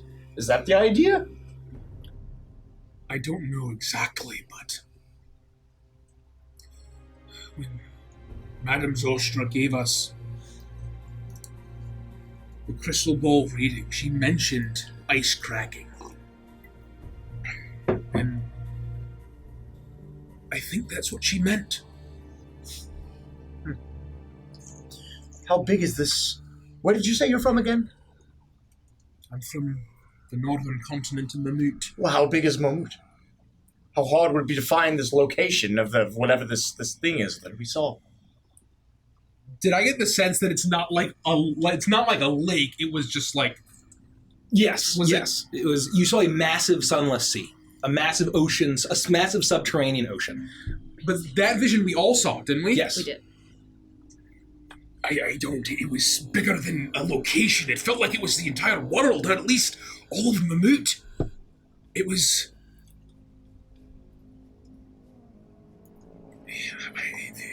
The Thorn Mother is nothing. This is so far beyond anything we've ever dealt with. Are you going to admit you were reckless? Perhaps the way we went about it. You went about ordering us all around. Perhaps my plan was reckless, and I You apologize. were reckless. Sylvie, I don't regret the it. lie up there. Annulin, go do that thing. Bandris, go do that thing. And admit it. And then I'll start listening to you and we can have a conversation. It's okay to admit it. I kind of liked the reckless Rodek. I was reckless. I'm not gonna lie, I thought, I was like, whoa, Rodek's suggesting we go to the horrible basement of this place? Really taking charge. And now that you said that, I'm glad we got the information we got. However, if you ever are reckless like that again, I will monkey you. Do you remember the ship to Ogway? Do you remember what it was like being a monkey? How could I forget? I will monkey you again. Don't return to monkey, Rodek. I'll return you to it. Look, I'm sorry. You're right. I was reckless. Rodek! And I'm gonna run over and give him a huge hug. You stink so bad, but you said you're sorry. I know. That's like some serious character development. I haven't been able to get all of this out of my mind. What? Evil things underground. These powerful beings being corrupted by whispers. And it all seems connected. And Yep. I can't help but it's all part of the same thing. What happened to my home? Yeah. And I think back, and I pull out a notebook where I had sketched down everything that Madame Zostra had told us in the crystal ball readings. When she said, bursting ice, they come for it. Yep. So maybe something. They are coming for something. Who's they? I don't know. The tunnel that we are currently in, does it have an end? You've just burrowed. It's just like a little room. You basically burrowed a 20 feet tunnel Right, that you so can it's just all a little- barely fit in, and it's all been cracked Nowhere away. for us to go. Yeah, you can continue onward and upward. You get this sense of kind of where up is. I would say you'd easily be able to divine that, given where the roots are coming from. It'd be pretty easy to tell, and so if you keep going up, you'll eventually hit the surface. Or this paintbrush will break. Yeah. She also said, thousands of putrid fish heads, gibbering as one. It's pronounced gibbering. They were Like so much more than thousands. chanting as one. But they were all saying the same thing. Did we understand what they were saying? Not at all. So you think that's exactly what she was referencing? You think there was some fish head things? It must be. I mean, what does that mean? Like a detached, like decapitated creature head? Like Sounded- just a bunch of bullywugs or what? Sounded like those fish guys from when we first met. That's what it sounded like to me. Were they, Rodek thinks, were they Sequagan? They were Or Kuotoa. Kotoa. Okay, so this is what I'm thinking. We've been gone for a long time. There was a pixie escape. They're going to eventually know something happened. If we're nowhere to be found, we could be tied back to this situation. We should get going. Go where? How do we even get out of this We place? just make it look like we've been wandering around the outskirts of town or something, so that it doesn't look like we could have been anywhere near this place. We gotta have an alibi. So, Orpheus, can you I don't know. Do you zap us out of here? How do we even get out of here? I'm starting to freak out a little bit. It's fine. We'll be fine. Well, Anulin, if I could, I would. But I got a little carried away. Causing mischief and mayhem, that's kind of my thing. Why? Well, Oh gosh, looks like we're stuck down like the here walls- until walls tomorrow. caving in. I can't breathe. All right. Just calm down. Everything's all right. Let's think for a minute. Easy. It's all right. Can we back up? Let's Yes. take 10 steps, 20 steps back. You Sylvie starts taking Four. steps backwards. gave the Thorn Mother that thing, and you thought it was a good idea at the time. Step back even Okay, farther. We didn't so- know who she was. I told you it was smaller, and we didn't have a choice. And Yeah. they took credit See, from the us thing is- after we killed those hags. we couldn't touch it because it almost killed Dobro. It did kill Lumi, and it was Annulin's brother. And Annulin was like, yeah, you can totes trust him. He's my brother, you know? He wouldn't do anything bad or be like a horrible person who's like indebted to an evil fae woman who wants to bring destruction to the entire universe. So, like, we did it. To clarify, this is far beyond Ronmir, at the very least. I just want to be very clear here. You know, I'm almost disappointed. We'd only been hanging out for like a few weeks at this point, all right? We barely knew each other, let alone who the Thorn Mother was. We had nothing else to do. I would be disappointed that you didn't deliver a powerful, horrible Eldritch weapon to me. I mean, when it comes to supervillains, you know, I would have preferred it compared to her, but I don't even want that thing. We thought she was good. We thought we were doing the right thing. What if he was good? That's what I'm afraid of. Do you think we caused all this? Like, we may actually be responsible for this, is what you're saying? It's possible, but... You saw what happened to me, didn't you, Fanny Poo? Wild Flame! I'm gonna kill all my friends! Destruction is great! When it took me over, I saw myself. I killed her. I killed the Thorn Mother, and I took her crown, and I saw everyone around me. I killed them all to protect the forest. What if she saw that too? And that's why she's doing what she's doing. I guess it's certainly a possibility. And we know who and what it is now, right? I don't have to say it, do I? What? Who the heart belongs to. Who does it belong to? Say it. The hungering below. I don't know if we know that. I felt like Rougarou must have felt for an eternity. The hunger he talked about. I'm definitely feeling peckish. Don't worry, Carlisle, you're safe. And of just being near it. For a moment. Yeah, I mean, imagine what it must have been like flying up to it, suspended 30 feet in the air, staring at it. We can't trust Mirandris. If she's been near this for who knows how long, I can't fathom how she's sane right now. She's incredibly strong, that's how. You saw how it's wearing on her. We just need to get her out. We can't let her keep going back to it. We have to pull her away from it. I agree. Yep, we gotta kill her. No, but at the very least we can save her, and maybe we can save the Thorn Mother? Ugh, I feel dirty even just saying it. But maybe that's the problem. Is it possible that the thing below is trying to reclaim its heart? Is it mad that it doesn't have its heart? Is that possible?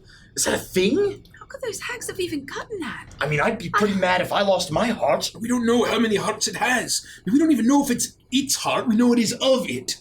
We don't know if it's the hungering below. You saw the eye! Just its one eye! How did the hags get it? I don't know. The orange eye. This is bad. This is very bad. We need to go. Sylvie's right. We need an alibi. We need to get out. We need to go far away from here and just act like we were exploring the woods. Okay, so how are we gonna get out? How much paint is left? I don't know, but I'm not gonna trust trying to use it to get out of here. I think we need to see how far it gets us. Because I don't want to run out of it. Not for this crazy scheme. We could need that. It is so super powerful to dig a freaking tunnel. Not a chance. I have an idea, but I'm almost scared to ask. Okay, what? What is it? Orpheus, Yes. do you still have the pocket watch that I returned to you? I do. Could be one way to get out of here, and then we'd have to take a rest, and then Orpheus could get us back. And they'll be like, they're expecting us tonight. I just don't know what else to do. It's a way out. Potentially, maybe. I don't even know if it would work. do I recall any kind of like fast excavation machinery that I may have used in my youth or in Prime Dar? Like any kind of drills or anything that wouldn't take egregiously long to get us out? Yeah, I would say that there were definitely some large drilling operations that your people would have used. All right, just give me some time. I need to pray. I have an idea. All right, how long are we talking here? An hour. Oh my God. I could spend another hour in here. It's gonna be okay. Yep, we're going to be In all the right. meantime, and I'll take 4 shovels out of my bags. This again. You could get a head start. Fine. That'll be good. Something to do with my hands. Yeah, That's I'm right. sorry. I don't shovel. I'll put Sylvie's back in my bag. I'm gonna take my cloak off and, roll up my sleeves and basically try to get as light as possible and begin to work. But I will ritually cast Unseen Servant and allow that to shovel. You casters and your dirty magic. So I'll shovel as well. Are we shoveling up? Yeah, I would say Like we would try to do it like diagonally out, a slight gradient up and hope that we can work our way at least back to some... I don't know. I mean, we are so far underground. Yeah, I mean, we're just going to try to dig. Oh my god. This is awful. This is awful. I'm having a panic attack. This is like the worst thing we've ever done. I will get out my small anvil and my ritual blacksmith's hammer, and I would hammer, and I would put 100 gold pieces down, and it would kind of glow with every strike, and unless anyone has anything else to do within the hour. I don't think I do, but I will check. Orpheus leans back as he watches. As he leans back and he watches the 2 unseen servants digging along with the elves, and he says, "Good job. Put your unseen back into it, Jeremy." Jeremy. I have nothing else I can do. I don't think. It's a little hot down here, Vandrus. I feel like it's you got to roll up your sleeves a little bit more. I'm working on it. Thank you. I would like to use Artisan's Blessing to craft a large metal and wooden drill thing. Think like Dark Iron Dwarf. Yeah, Mole Machine. Yeah, I know with exactly Mole what you're- Machine, yeah. exactly right. So something that I would have some understanding of how it would work. And now that I can just craft shit out of thin air, it probably took thousands of hours to make one. I would say, that it would have taken a long fucking time. Like only there was a deeply kept secret of how to make these drills. They were crew operated for the sake of this shit. If there's a 4-person crew operated drill that was used to bore deep into the earth as everyone kept, and you had hated this work. And you'd only done it several times when you were younger until you were old enough to have the battle chops to be out on the walls. But that there were dozens of tunnels being dug beneath your city as an escape route, an escape mechanism to hide from the frost giants if the day ever came when they would break through. And that was a terrible work. But you remember the inner workings of one of these drills.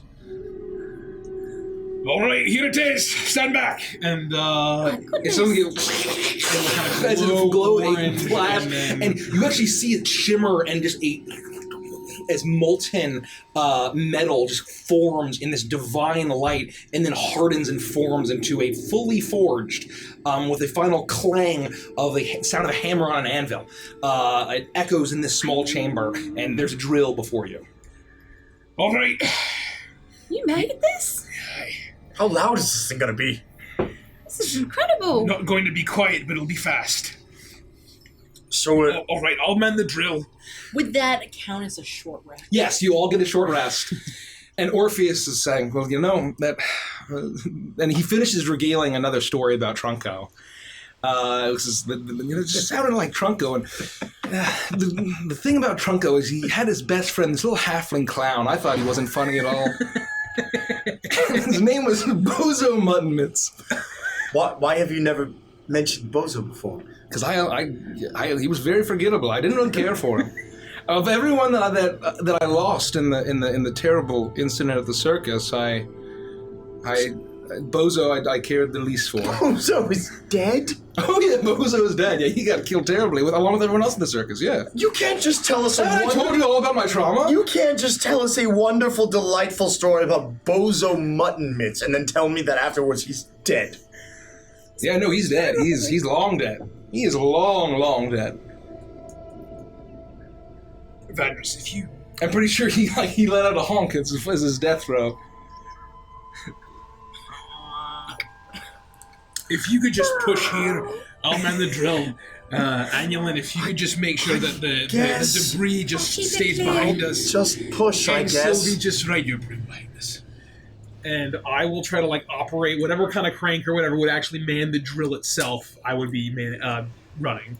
Yeah, you do that as you think about the loss of Bozo Mutton. That's the clown. I'm deeply upset by it. As you churn the this and you're I would say for this Rodak, make a. I don't even know what kind of is there a machinery check that's I can make a vehicle check. Yeah, make a vehicle check, and I would say add your proficiency. Probably strength, right? Yes, yeah, I would say strength. Hot damn! It's pretty good. So it would be the same as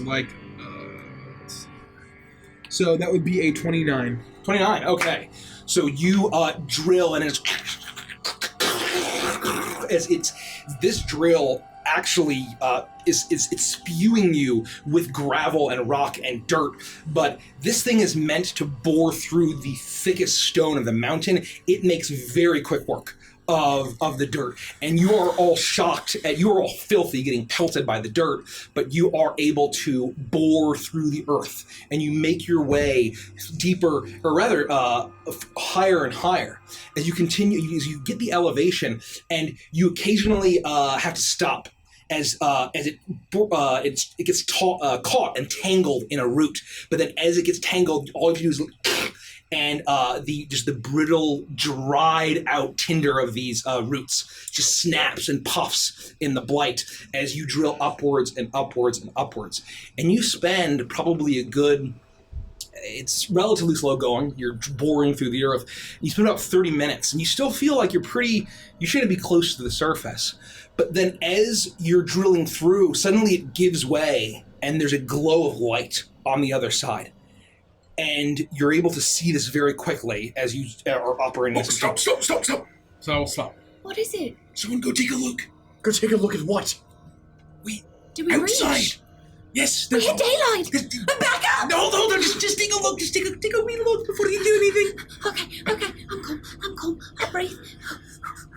Okay. I'll peek my little head up.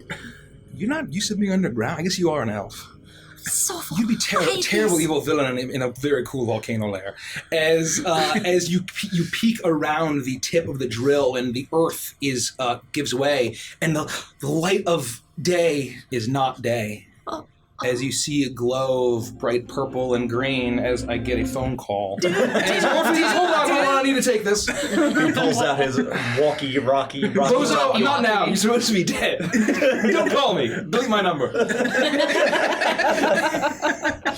They haven't invented caller ID yet. We're playing D&D. I cannot believe that has literally not ever happened. Well, because usually Mike turns it on D&D. Yeah, I literally turn it on D&D. You gotta set it to the Dungeons and Dragons setting. One time, you got like 1 million phone calls. Yeah, and I kept doing it, and spam calls kept getting through. Maybe they have some anti-GD measure. We could also watch the Hellboy 2 trailer. That's true. We could watch the Hellboy trailer. Okay. As you peek through, it is not the light of day. It is the glows of purples and greens and magentas as you see mushrooms in a subterranean tunnel, far stretching out ahead of you, all filled with mushrooms growing out of the walls, that same rocky, earthy exterior, roots all intertwined, covered in that same yellow fungus. Gunk. Well, we're getting closer, but... No, this is perfect. We can stay hidden. But we'll be in the tunnels. You saw those horrible things that were in there before. We can deal with it. We did it once. We'll do it again. It's better than being trapped. leave this, and I'll point to the drill. Everyone take a shovel. Right. And Still I got will mine. kind of push the drill. Please take the shovel, please. I will hand a shovel to Mooch. Jeremy, help Mooch, please.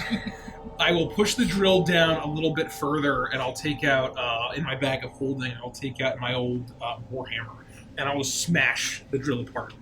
Okay. And I will, Bury it. I listen to whatever. I just do it every time. Jeremy. To hide it? You think someone's Mitch. gonna come down here? Just in case someone could trace us. Now we can play it off like we were investigating these tunnels. We have This to try to drill cover never our existed. tracks. Absolutely, I agree. Without even a second question, I agree. Well, they'll know somebody was in the room with the heart. There's a tunnel board in it now. No, there's not. It was covered by Well, thorns. the tunnel that we did, yeah. But the door and that entire space we were in That goes before back we to started normal? building, yeah, that all goes back to normal once Oh, we I leave thought it it. would be singed or So, something. it's just like 40 feet out from the room of the heart. That was kind of disturbed. But that's Oh, well, nobody's gonna find that. That was like the worst place we could have gone. I think we'll be fine. This is a pretty good plan, surprisingly. And I don't think we're that far underground. Oh. Based on what we know about What the do tunnels. you think about that, Mooch? Mooch doesn't agree. Interesting. Is Mooch good for conversation? Definitely. All right. It's pretty much the best. Noted. all right, and look at the ceiling of the tunnel and kind of poke a shovel up there and see if anything kind of gives way. You enter this subterranean chamber, and you see that there are tunnels going off in all sorts of directions.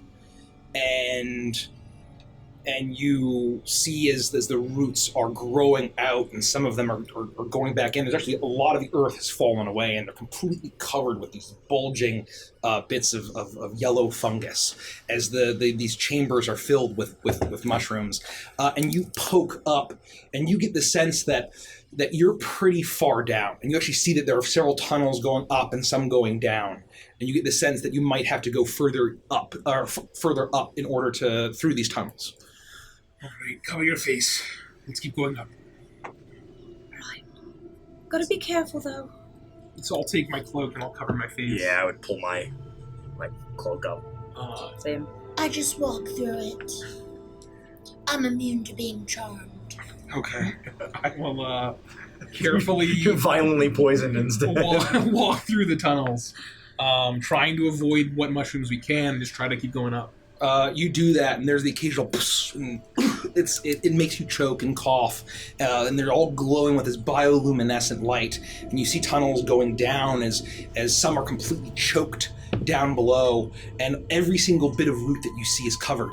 And as you make your way, and you feel like you've been going for another 20-30 minutes, as you get higher and higher, and you get the sense that you are getting close to the surface, and you hear a noise from one of the chambers, the tunnels off to your left, and you're able to stop, and you see very far down, deep into the earth, a bit of movement illuminated by this bioluminescent light. Did you see that? No. There's a bit of movement. Keep it down. We don't know if they saw us or can hear us.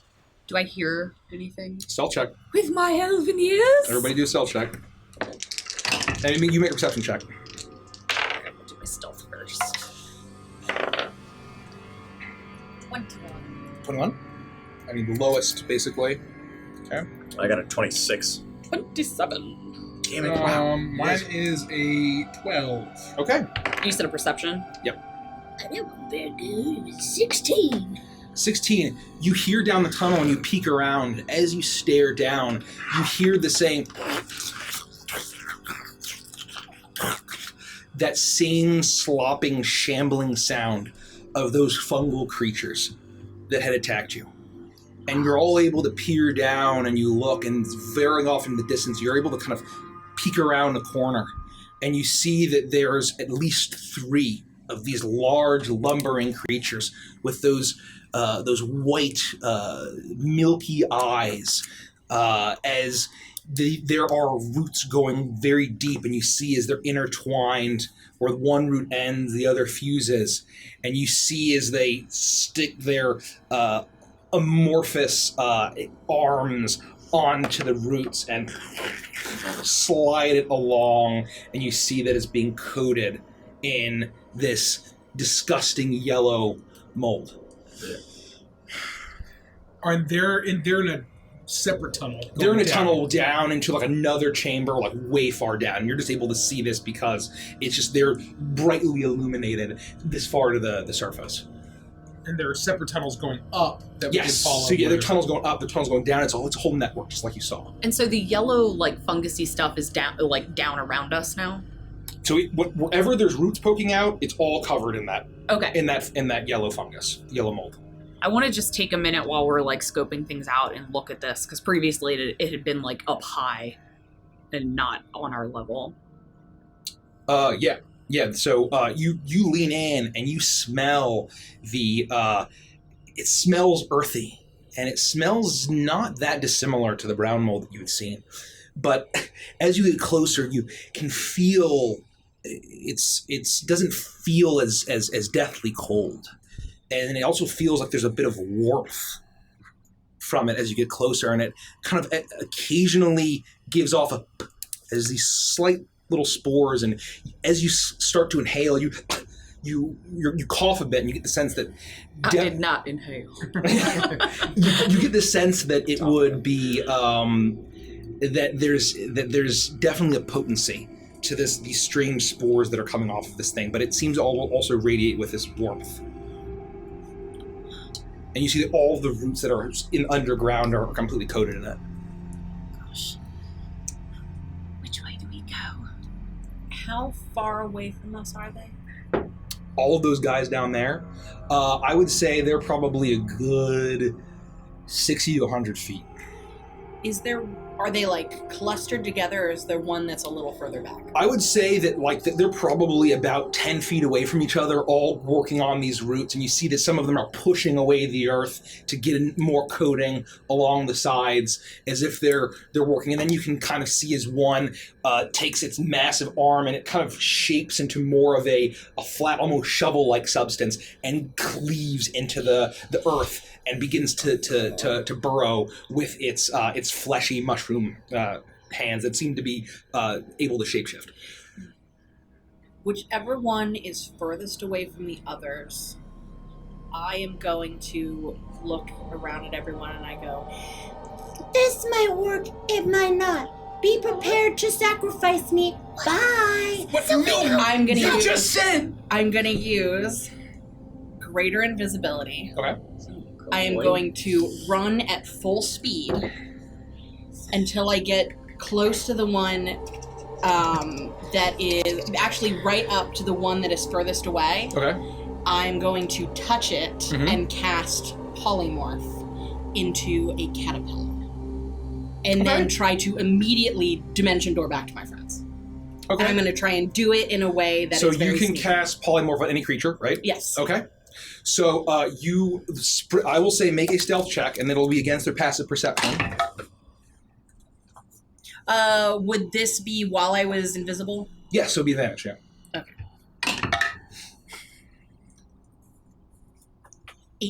18. It does not seem to notice you as one turns away, and actually the one closest to you, as the other two, one's burrowing deeper in, the other goes to a series of roots not yet covered in this yellow mold, and you leap onto it, and as soon as you're in range, you channel it. It needs to make a saving throw of some kind. It is a Wisdom against 21, it fails. So where is this fungal plant monster? It suddenly is a little caterpillar, and it just drops to the ground. Oh, I wanted to touch it so that I could hold on. Oh, you grab it. As soon as it poofs into a caterpillar, and you then snatch it in your hand. dimension door. And so, if anyone was there to see close enough, you'd see a floating caterpillar walking or floating through the tunnel and run back, and the other fungal creatures do not seem to notice.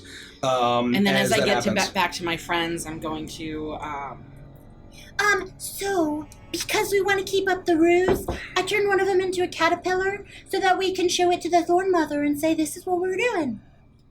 So we have an hour to get back to her. Sylvie? What? You have a caterpillar in your mouth. A Yeah. real one. But now I have one in my hand that's actually a plant creature. Apple eyes. What are we going to tell her? Well, hey! So sorry we might kind of be late for this thing, or we're really sweaty and covered in dirt because we don't have time to change and stuff. We were in the ground trying to figure out what's going on to protect you and everyone else, and we found these shambling creatures. Look, here's one. Proves we were there. Oh, That's a good idea. Thanks. that's a good idea. I'm sorry. All right, well, we have an hour then. Let's move. But we gotta make sure she knows that it's a real bad thing, and she's gonna like catch it up or something before I drop the polymorph on it. I will start heading up the tunnel that goes upward. Also, I'm really exhausted now. Just take a rest. I'm exhausted. Well, Jeremy, keep up.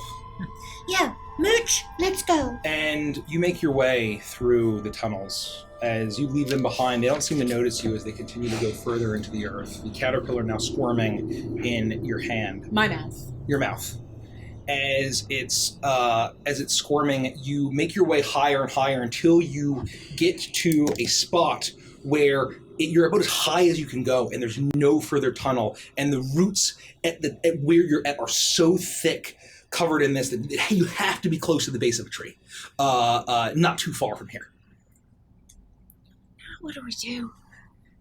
All right, we need to break through. I want to just find, like, next to the tree, I want to, stick my shovel up and try to knock out a hole. I will say, make an athletics check for me, and because you're digging and you're a dwarf, you are a dwarf and you're digging a hole. Diggy, diggy hole, diggy, diggy hole. Just a banger. Can we play it out without getting copy struck? Never mind. Probably not. Probably not. I am a dwarf and I'm Should I twist it? Roll the 1. Yes, you should. Yeah, I'm We have plenty of Yeah, twists. might as well. Thank you, chat, Stuck for in the this twist. tunnel. Thank you. And we'll get We to gotta those. add some. Yeah, we gotta add the ones in too. So How's Lumi, by the way? 15. Who knows? I've still got her. She Oh. hasn't moved at all. Right. She's passed out. You see, after all this time, that she still looks very rough, but being away from the pollen of that rose seems to have put her a little bit more at ease. She does seem to look a little better. As soon as we can get her some fresh air, maybe we can try to roust her. Oh, so I was also thinking we should find a place to put up the mansion and put her in there, because I fear the Thorn Mother will sense her as she's on us. That's a good point. Point, yeah. And I'm sure she could use the rest. Yep. Rory's about to get crushed by this tree. What'd you get? I've got a 15. That's not 15. bad. As you find a place that you feel like you know where to dig, and you are hacking away at the roof of this chamber, and Jeremy and Mooch are helping you, and with that assistance, and suddenly it crumbles away, and you see light shine in, and it's this faint purplish, magenta-ish light that's glowing as it crumbles away, and you see mixed in with that, very faintly, the shimmering last rays of the sun before dusk. You've broken to the surface. All right, we don't have much time. I'll carefully... Or someone go take a look. I'll poke my head up. You poke your head up, Vandris, stealthy though. and make a perception check. Sure. Oh, well, it's a 16. 16. The freshness of the air reveals that you've broken to the surface before even what you see does, and you feel the cool, pleasant, not stuffy air where you're breathing in your own CO2 and the horrible. You don't know the effects of inhaling the latent spores that have been floating through these chambers. But as it crumbles away, you realize that rising up all around you, you see these large leafy vines going in all sorts of directions, 15 feet into the air. And on each one of these is a large bulbous fruit. that looks like and it's a faintly glowing and looks incredibly ripe and beautiful. This magenta, pinkish, purplish color, and you realize now that you're in the middle of an elvish vineyard, and completely surrounded by the vines and grapes, completely enclosed within this. Fortuitously arriving at the terrace of Nature's Bounty, you are at the. You break through the earth of the farming heart of Mako. I'm going to look down, kind of like over my shoulder back at them and say, well, it appears that we've made it. I'm going to help myself to a victory snack. And I climb out and I pluck one of the plants off the vine and take a bite. You do. You grab it and you bite, and just the juice of the grape explodes, and it is absolutely delicious. It explodes all over my face? It explodes all over your face. It's like the size of like a cantaloupe. As you just tear into it. And it's like Denethor eating a... Yes, exactly. And it is absolutely, and especially after everything that you've been through today, it is so sweet and delicious. And you get the sense that this is how they make their enchanting wine. After I finish that one, I start on another one. And I just wait for them to... Is the coast clear? Yeah, the coast is clear, and these are absolutely delicious. I continue to help myself do it. Come on! I'll climb out. You climb out, and you realize now that you see the large intertwined dome of oak branches and thorns interlocking above you. As I'll change the music to the Maka theme. Thank God. Maka music. As you finally escape the ground, subterranean tunnels, and the vault behind, you are now fully enshrouded and enclosed in you can see the rising buildings far off on the terrace around you, but the vines themselves give you a great cover as you arrive in Maka in the vineyard. You are surrounded by beautiful, ripe grapes in this vineyard as you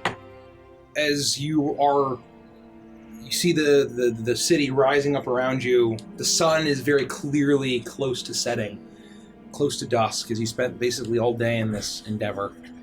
And doesn't seem to be anyone around you just yet. What do you all do? I'm gorging myself. Your vantage is covered in grape juice. And dirt. Dirt and grape juice. Hair's all matted. Oh gosh, I'm so glad to be out of there. All right, we need a story. Okay, so Andres, what are you doing? What? Those aren't yours. I'm hungry. Where are you? You heard Rolex. He said he was hungry too. I'm starving. Do you think we could can we turn this into wine? Why did I don't have that magic? kind of time? It takes some time. No, it was like magic. I don't know. Maybe. Not that I can we do. focus here? You were saying about an alibi. So we were going through a nice walk through town. We came to the vineyard. We were walking through, and we found this hole in the ground. And so we went in and investigated. That's when Sylvie did the polymorph and found the creature. And then we came back out this way. Here we are now. And I slipped in the mud and crossed some grapes accidentally. Yeah, exactly right. Does that cover us? Mm-hmm. Does that sound right? Well, I think so. I think the problem we're gonna run into there is if this is all the product of the Thorn Mother, she's gonna know this hole didn't exist. So I think we should say we fell into a hole further out, and when we were wandering and exploring, because I was looking for Carlisle's second cousin, Carlisle, which is very different, and that's how we fell into the hole. And then we were discombobulated as we were lost in these tunnels when we came across those creatures and decided to dig our way up because I knew I only had an hour to get the monster to her.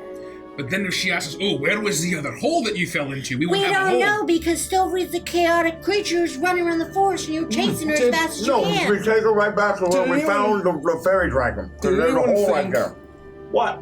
Stop to think that she might be able to communicate with these things. No. Uh-oh.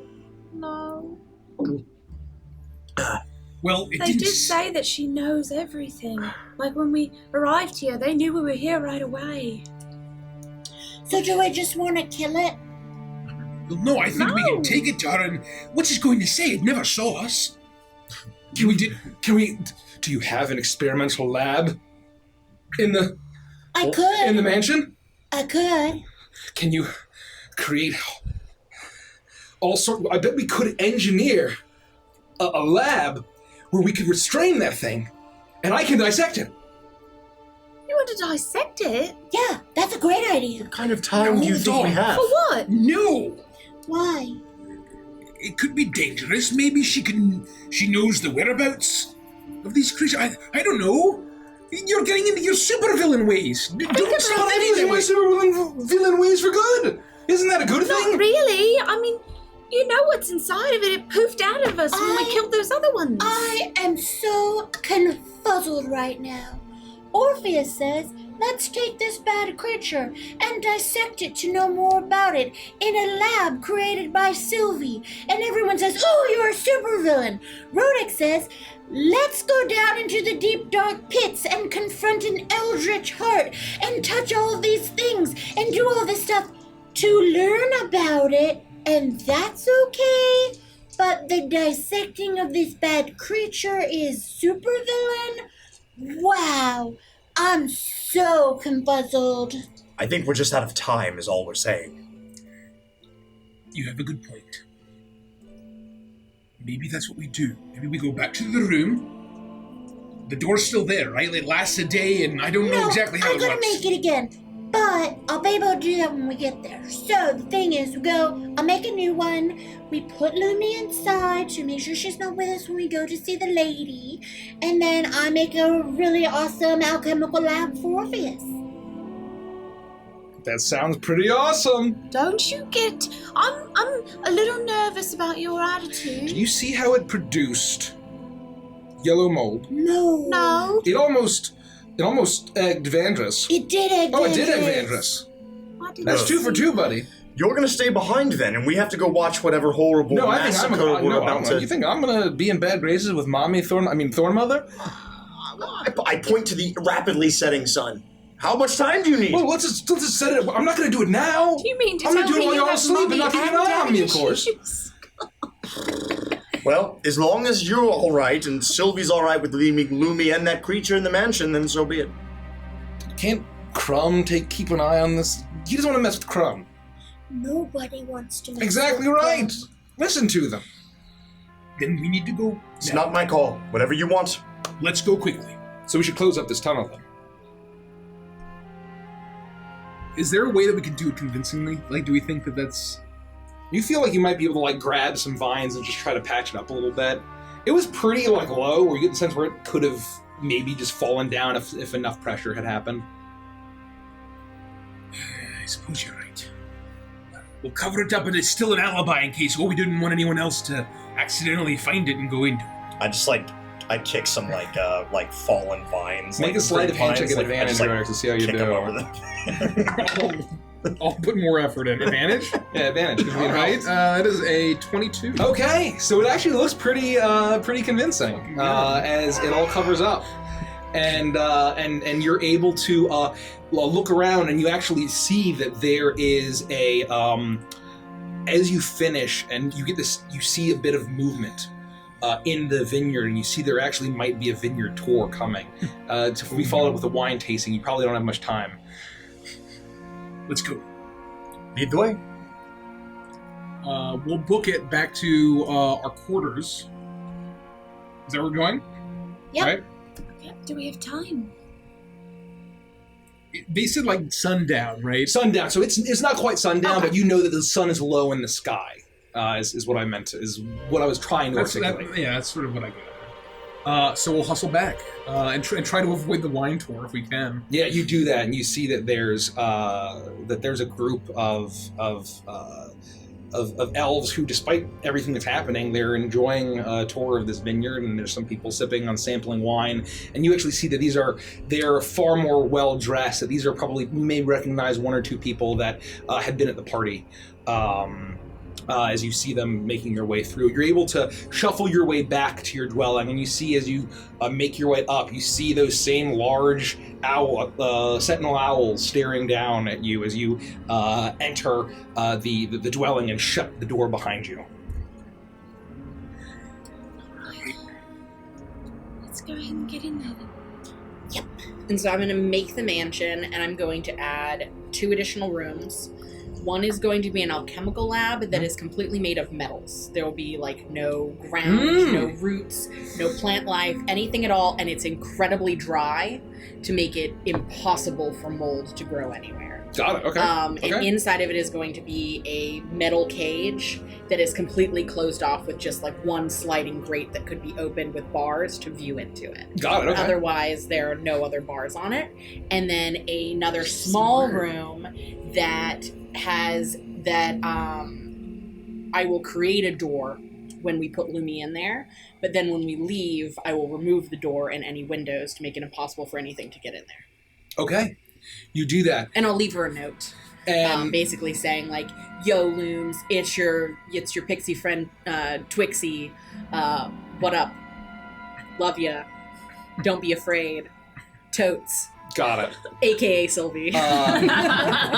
I will say, so Orpheus goes in and he helps you. He's like, we should definitely need this, and okay, I need this whole wall of tools. No, not that. You need a lot more than that. And so he'll be helping you construct and giving like requests for his alchemical lab, and you're able to do that. And you're able to fashion a little room, and you actually see that being exposed to the fresh air and being carried into this safe room, this safe haven, that a lot of the veins on Lumi's pinkish face have faded, and there's some color returning.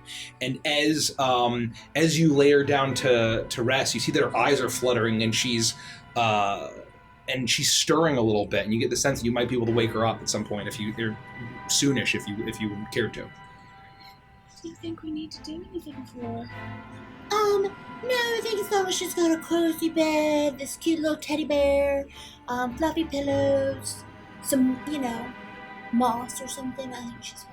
She's not poisoned or anything? She was I in don't that know. horrible flower. I'll pour a bucket in case she's got a puke. Oh gosh. Poor little thing.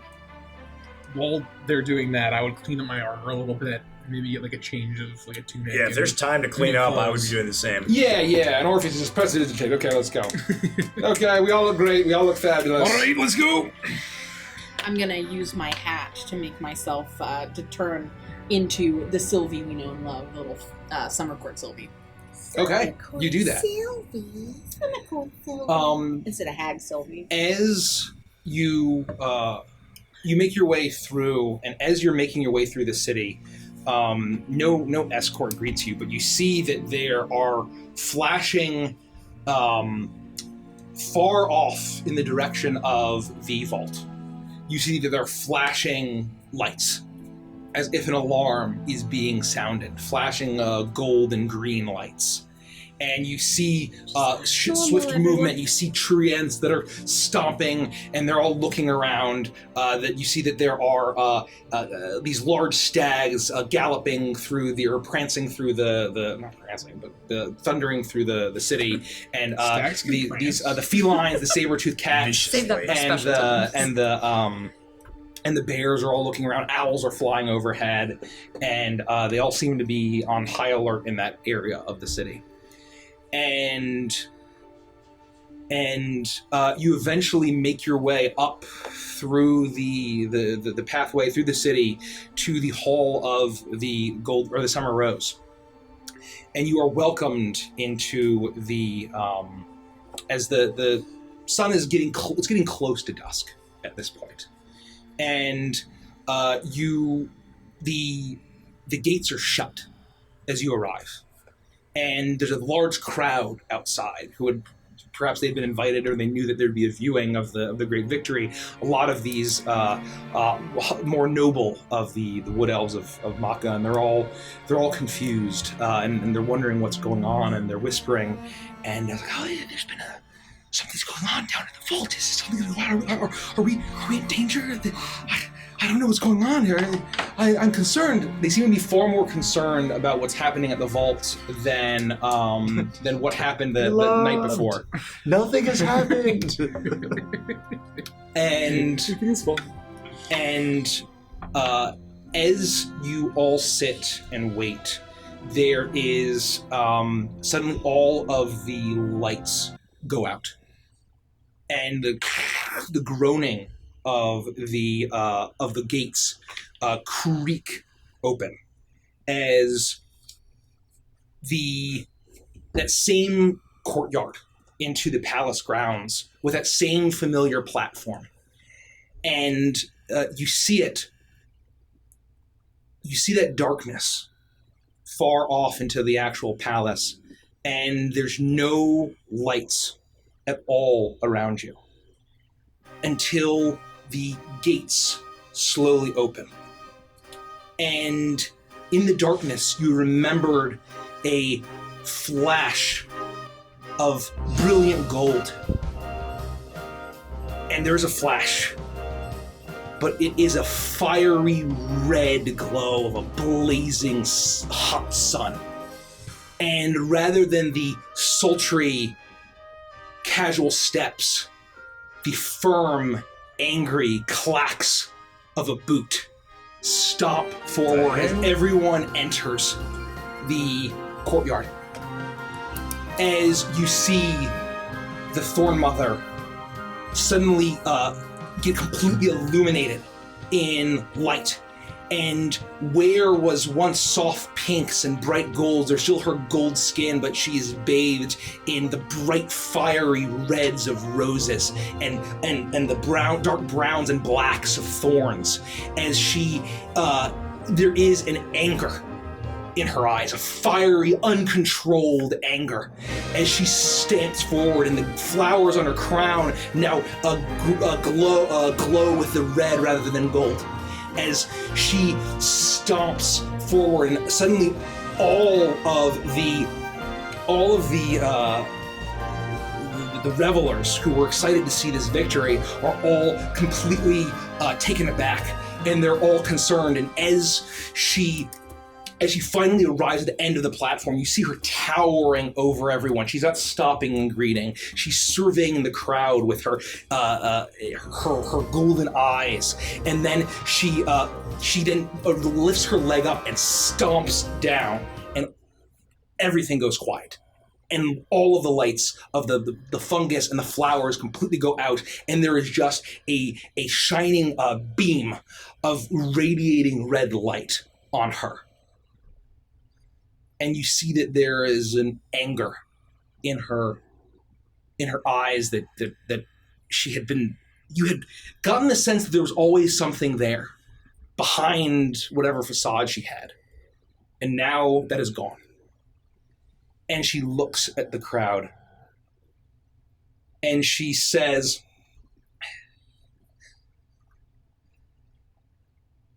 "We all gathered here to witness the victory of the Thorn Watch, and still we shall.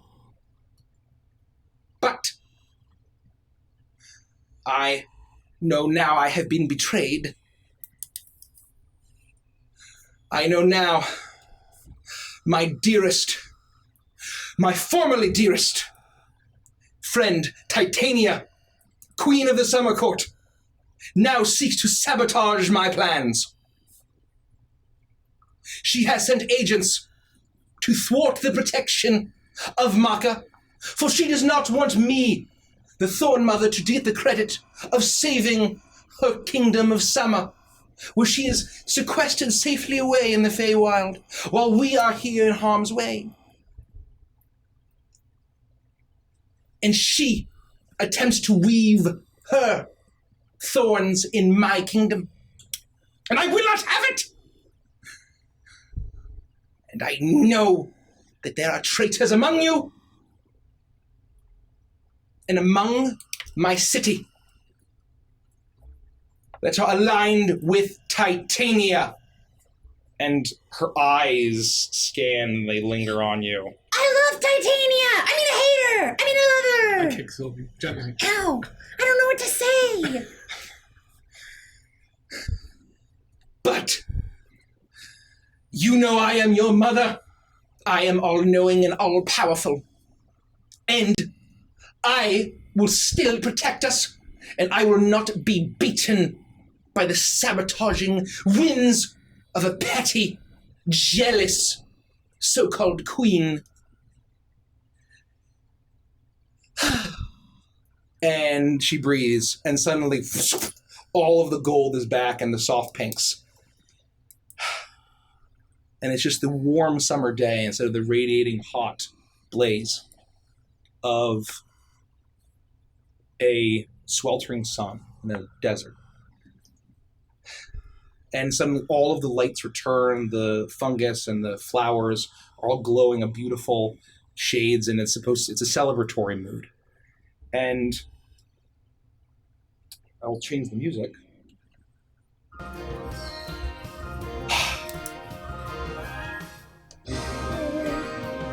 So, now that has been said, and I do apologize for when mother must scold her children when things don't go according to plan. But I know that those of you who can be trusted will be certain to turn anyone they suspect in, and they will be rewarded handsomely. But enough of that. It is time to witness the victory of the Thornwatch. Let us go to the moon pools and let us see history being made. And she turns and struts back as all of the crowd is looking around at each other, and they're all looking incredibly distrustful at each other. They was so you surprised. I never liked them, and they're all kind of looking distrustfully at each other. I'm leaned down to Sylvie. I think you should change. Politics. Nah.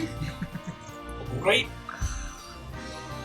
And she struts her way into the palace, and you're all ushered to the audience hall, where she waves her hands around, and the crown, the flowers glow with a soft shimmering white as the wood opens up, and this beautiful petal emerges from the ground. It's filled with water that's completely perfectly still and shimmers with silver as if it's radiating moonlight. And she says, gather round. The battle is soon. I know it is, and our victory is closer. And she reaches out, and from her hand, a small dewdrop appears, and with it a tiny bit of dew that glows with moonlight, and it drops in, and into the dew spring. Into the dew spring. As the moon pool shimmers, and where there is just water before, suddenly you see a bird's eye view of the full might of Svarog, as it has as there is a swath of just torched and destroyed forest going back for hundreds and hundreds of miles. And you... Hold on, I gotta do this real quick.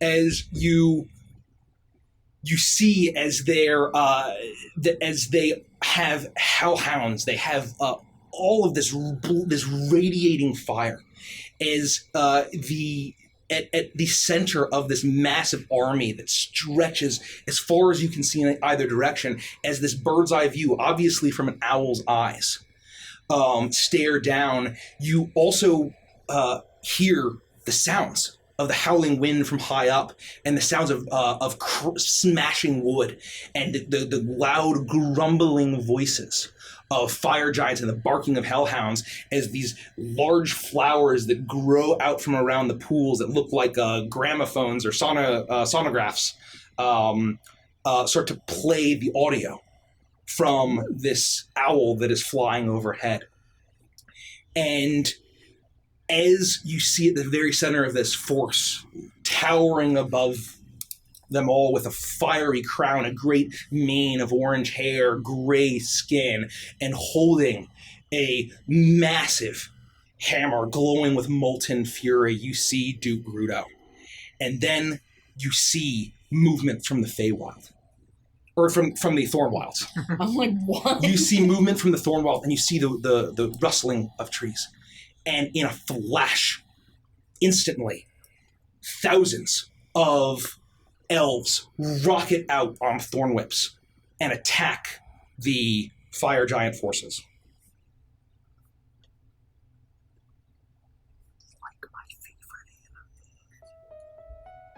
And you see as they swing around with their scimitars, their bows, they are firing as in the immediate clash, a dozen giants or more are slaughtered. And you see them take down hellhounds. But then once the initial shock wears off, the ranks, the formed ranks of these fire giants are incredibly disciplined, and you see an entire row of them raise up these massive spiked shields, and instantly about 100 elves are completely impaled on spikes, turning into gore and viscera, as the fire giants begin to fight back, and using the terrain around them and the trees, they're thorn whipping around, being able to dodge them, they're able to take down another giant. Dozens of hellhounds are being slaughtered, but it is no use, as for every giant that is felled, there's at least 20 of the... Sorry, Chad. There's at least 20 of the Thornwatch that are completely devastated. And you see, and you can hear very faintly, the screams of elves as they're ignited and torn apart by hellhounds, by the giants, as you hear throughout the entire battle, "This is the best you have in here! This is pathetic!"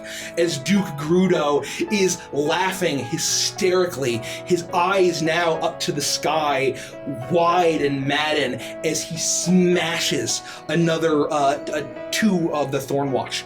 And these elves are giving everything that they have, and as their forces are decimated, you get the sense that there are some hanging around the outskirts, wondering whether they should flee. But then you hear a call, a heroic final charge, and you see that flash of blonde hair and the electric arrows and bow, as you see a Four Cloud Dancer lead the charge of all of the surviving elves, and they all crash in and they all swarm around Duke Grudo.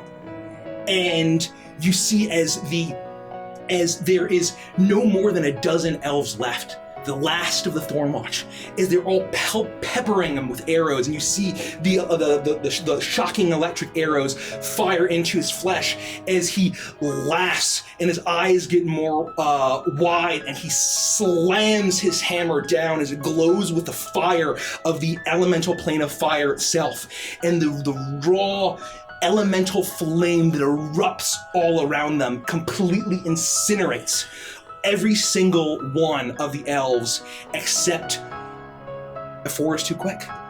She's the sentinel, and she managed to dodge out of the way, but her thorn that's been attached to a tree nearby is completely singed, and she falls from the tree and lands in the hand of Duke Grudo. And she looks up defiantly in his face, and Duke Grudo lets out a low chuckle and crushes her. She's turned into red mist.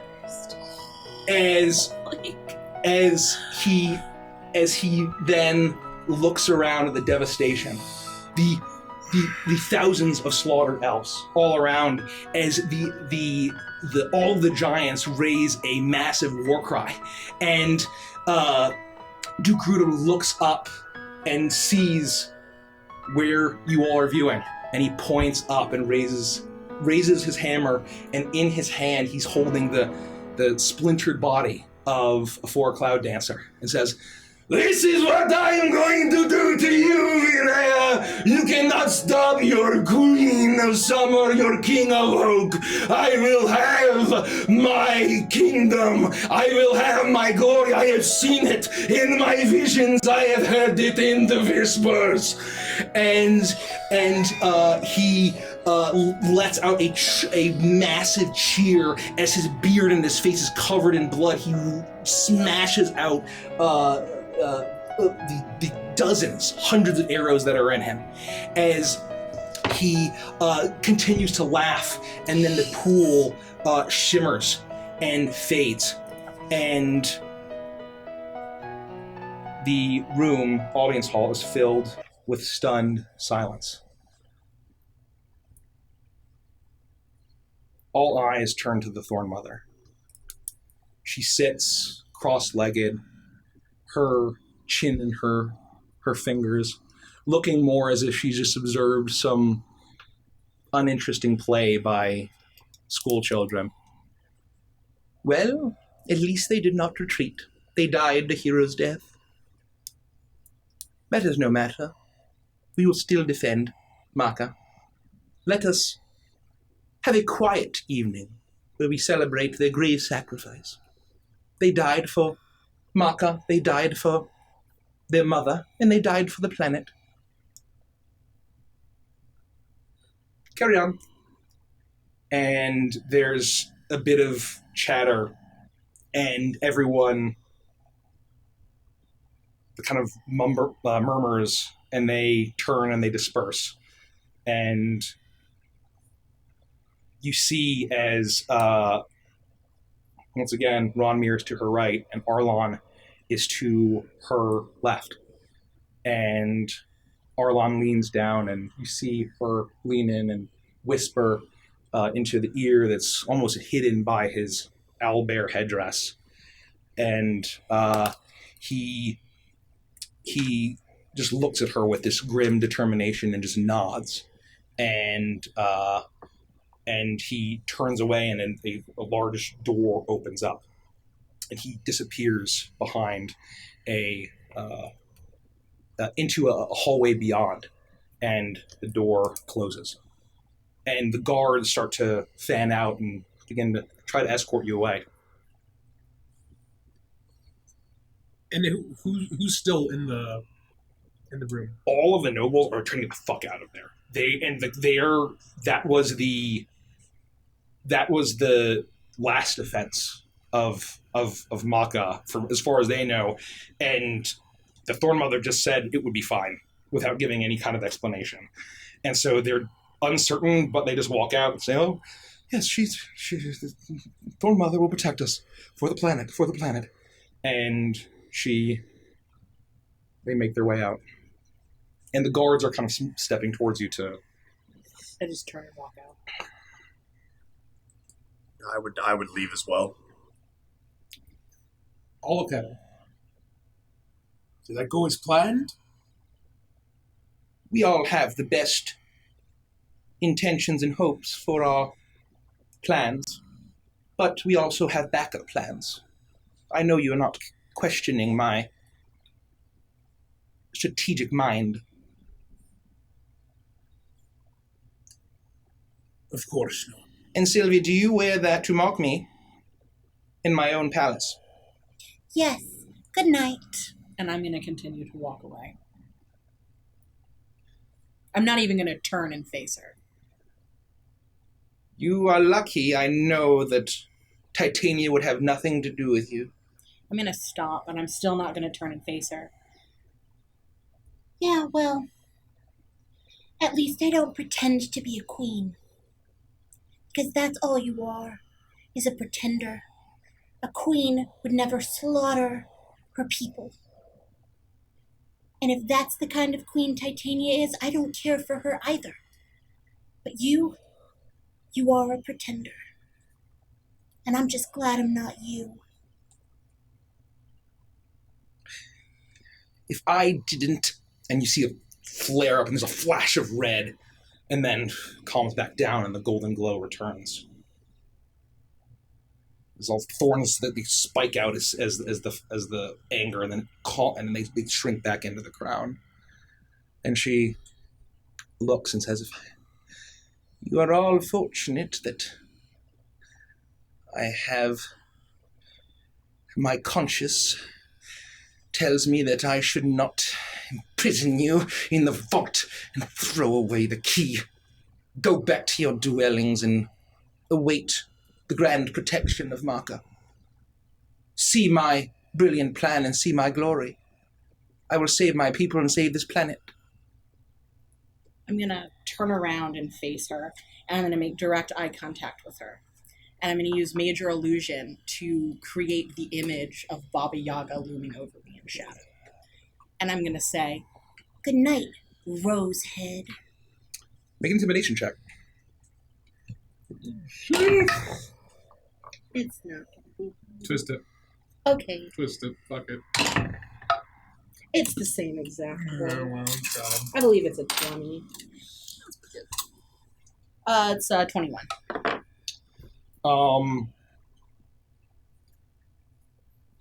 As the form of Baba Yaga, which to most onlookers might be eerie and off-putting, but could also be a strange, warm grandmother hobbling around collecting mushrooms in the woods, appears suddenly, looming.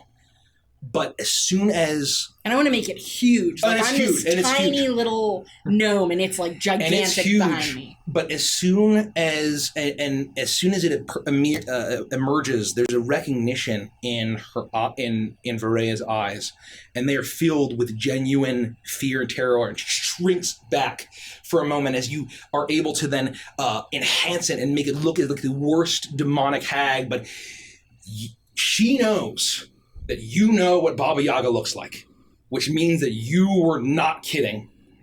And there's a flash of red that flares up, and she twirls her dress around, and it's a blinding light. I need you to make a charisma saving throw. Oh boy. Shit. 24. 24. No, 26. 26. Is it magic? It is magic. You're advantaged. 26. 26. As she, it's blinding and it's glamorous, as you feel almost this hypnotic, glamorous allure, but you succeed, and either way you're immune to charm. As she stares and she stomps and she tickles. And she looks, she hesitates for a moment, and she stops herself, and she eyes back to her mushroom throne, and then her eyes return, and the golden glow of a soft, beautiful summer afternoon returns. "I hope you sleep well, and I will make sure, as a hostess, that I will protect you all, as I would my own children. Now, celebrate the lives and sacrifice of the Thornwatch, the last charge for the people and for the planet. Good night." Good night, Rosehead. And I'm going to turn and walk out, and I'm going to use my illusion to make the smell of a fetid swamp billow behind me. It is very, very potent. Yeah. It is, and she's... I had eggs for dinner. And she turns, and she... I had eggs for dinner. And she turns, and she stops, and you see that Ronmir kind of lingers, and he's, looking at you, Angulin. And she says, "Come, Ronmir." And Ronmir kind of stops, and he's, looking, sees, you can see that what happened, everything that he strived for was to join the Thornwatch. And the only reason he wasn't there in that slaughter was because of the heart. Because he got that promotion. And he saw everybody that he ever trained with just get slaughtered. And he lingers for a moment. And she said, and then in that moment of hesitation, she narrows her eyes and says, "Ranmir, come now." And Ron immediately turns back. Yes, my queen. Yes, my mother. And he kind of gets all flustered, and he turns and follows her out. And they both exit into the same door that Arlon had left. It closes behind them. You are escorted back out of the gate. Closes behind you. You're able to go back to your chamber and get back to the mansion if you want, without effort, as the alarming the presence that is the alarms that are going off in the direction of the vault. As I try to unlock I'm going to play the music that we won't have. Bop, bop, bop. I'm gonna just storm into the door of the mansion. You see you're able to see that they're still scouring, looking for Lumi. She needs to be dealt with. I hate her. I'm shaking. I thought she was gonna kill me. I hate her, but I just couldn't not say anything, you know? Like, she just watched all of them die and cared not at all. I agree with you, Sylvie, and she needs to be dispatched. I can't believe it. They're all gone. That was even worse than I was expecting. It wasn't even close. I knew it wouldn't be. She knew it wouldn't be. She didn't care. She doesn't care at all. And did you hear what she said? I'll care, I'll protect you just like I would any of my children. Well, we saw how she protected her children tonight. That's right. We need to find a way to evacuate the city. They're not going to defend this place There's nobody left to defend them. with a few beasts and trees. They're all going to die if we don't evacuate and kill her. I agree. We can't fight her with them coming. If we fight her and Duke Grudo gets here, we've got a lot of trouble on our hands. I don't know what to do.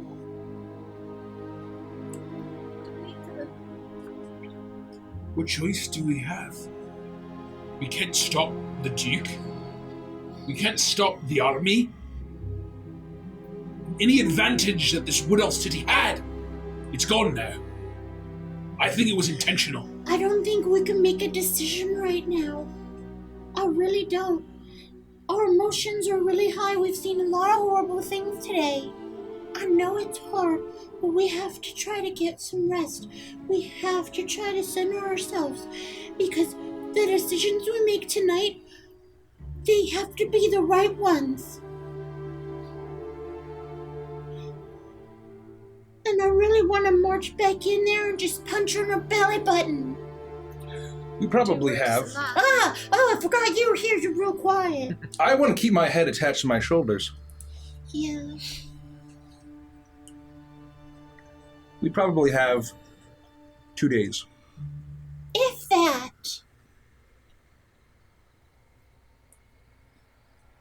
And she hates us now, so we can't go sneaking around the city anymore. She's gonna know we took Lumi. After that, why didn't she behead us immediately?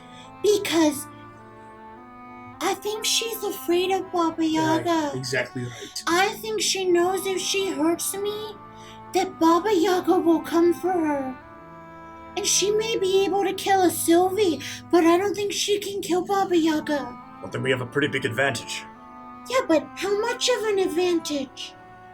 It doesn't matter, as long as we have an edge. We can stop her. I'm not leaving the city until she's dead. We can kill her, we can take the city, we can save the remaining people, and if we have to cede the city, so be it. But at least she won't live. And maybe we can save a few more people before more senseless massacre happens. We're not saving the city. I agree. There's no way. No, I think the fire giants are gonna get here. I think they're gonna destroy the tree, and I think they're gonna get into the Feywild. But I don't think they'll kill Titania, and I don't think they'll kill Oberon. Oh no! Do you think Titania heard what I said about her possibly being a bad queen? I don't know if I mean it. I don't know what kind of a queen she is. You sure she's not like the Thorn Mother? She I can't don't be. know. if they really were friends, then I don't know.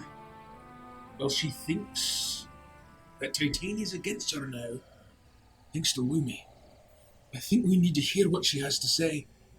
I've got to talk to her. Let's go back. In the morning. Lumi needs to rest. Why don't you check on her before bed? I'm gonna go sleep in that room with her. We're in the mansion, right? Yep. All right. I'm not a dumb McGillicuddy. Just making I'm not sure. gonna talk about this stuff inside of their home. I don't. I think we need to ask her for her help. And I don't mean Lumi. Titania? No. You know who I mean. My mom?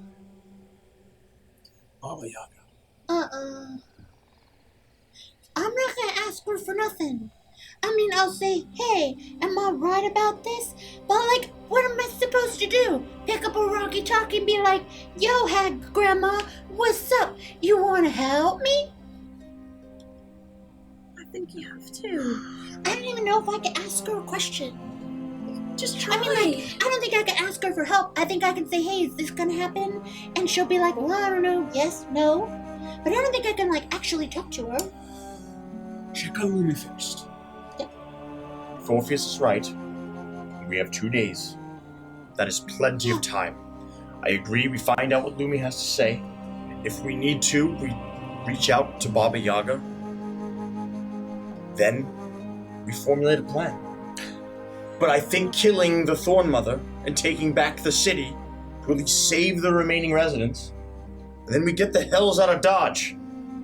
That's all we can do. But what is she going to do against the giants? You saw what they did. If she has a plan to deal with that, and it's related to what we saw, It's going to kill everything. Aye.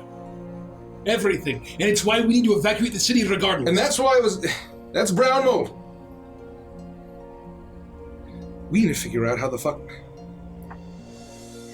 I can ask her 5 questions.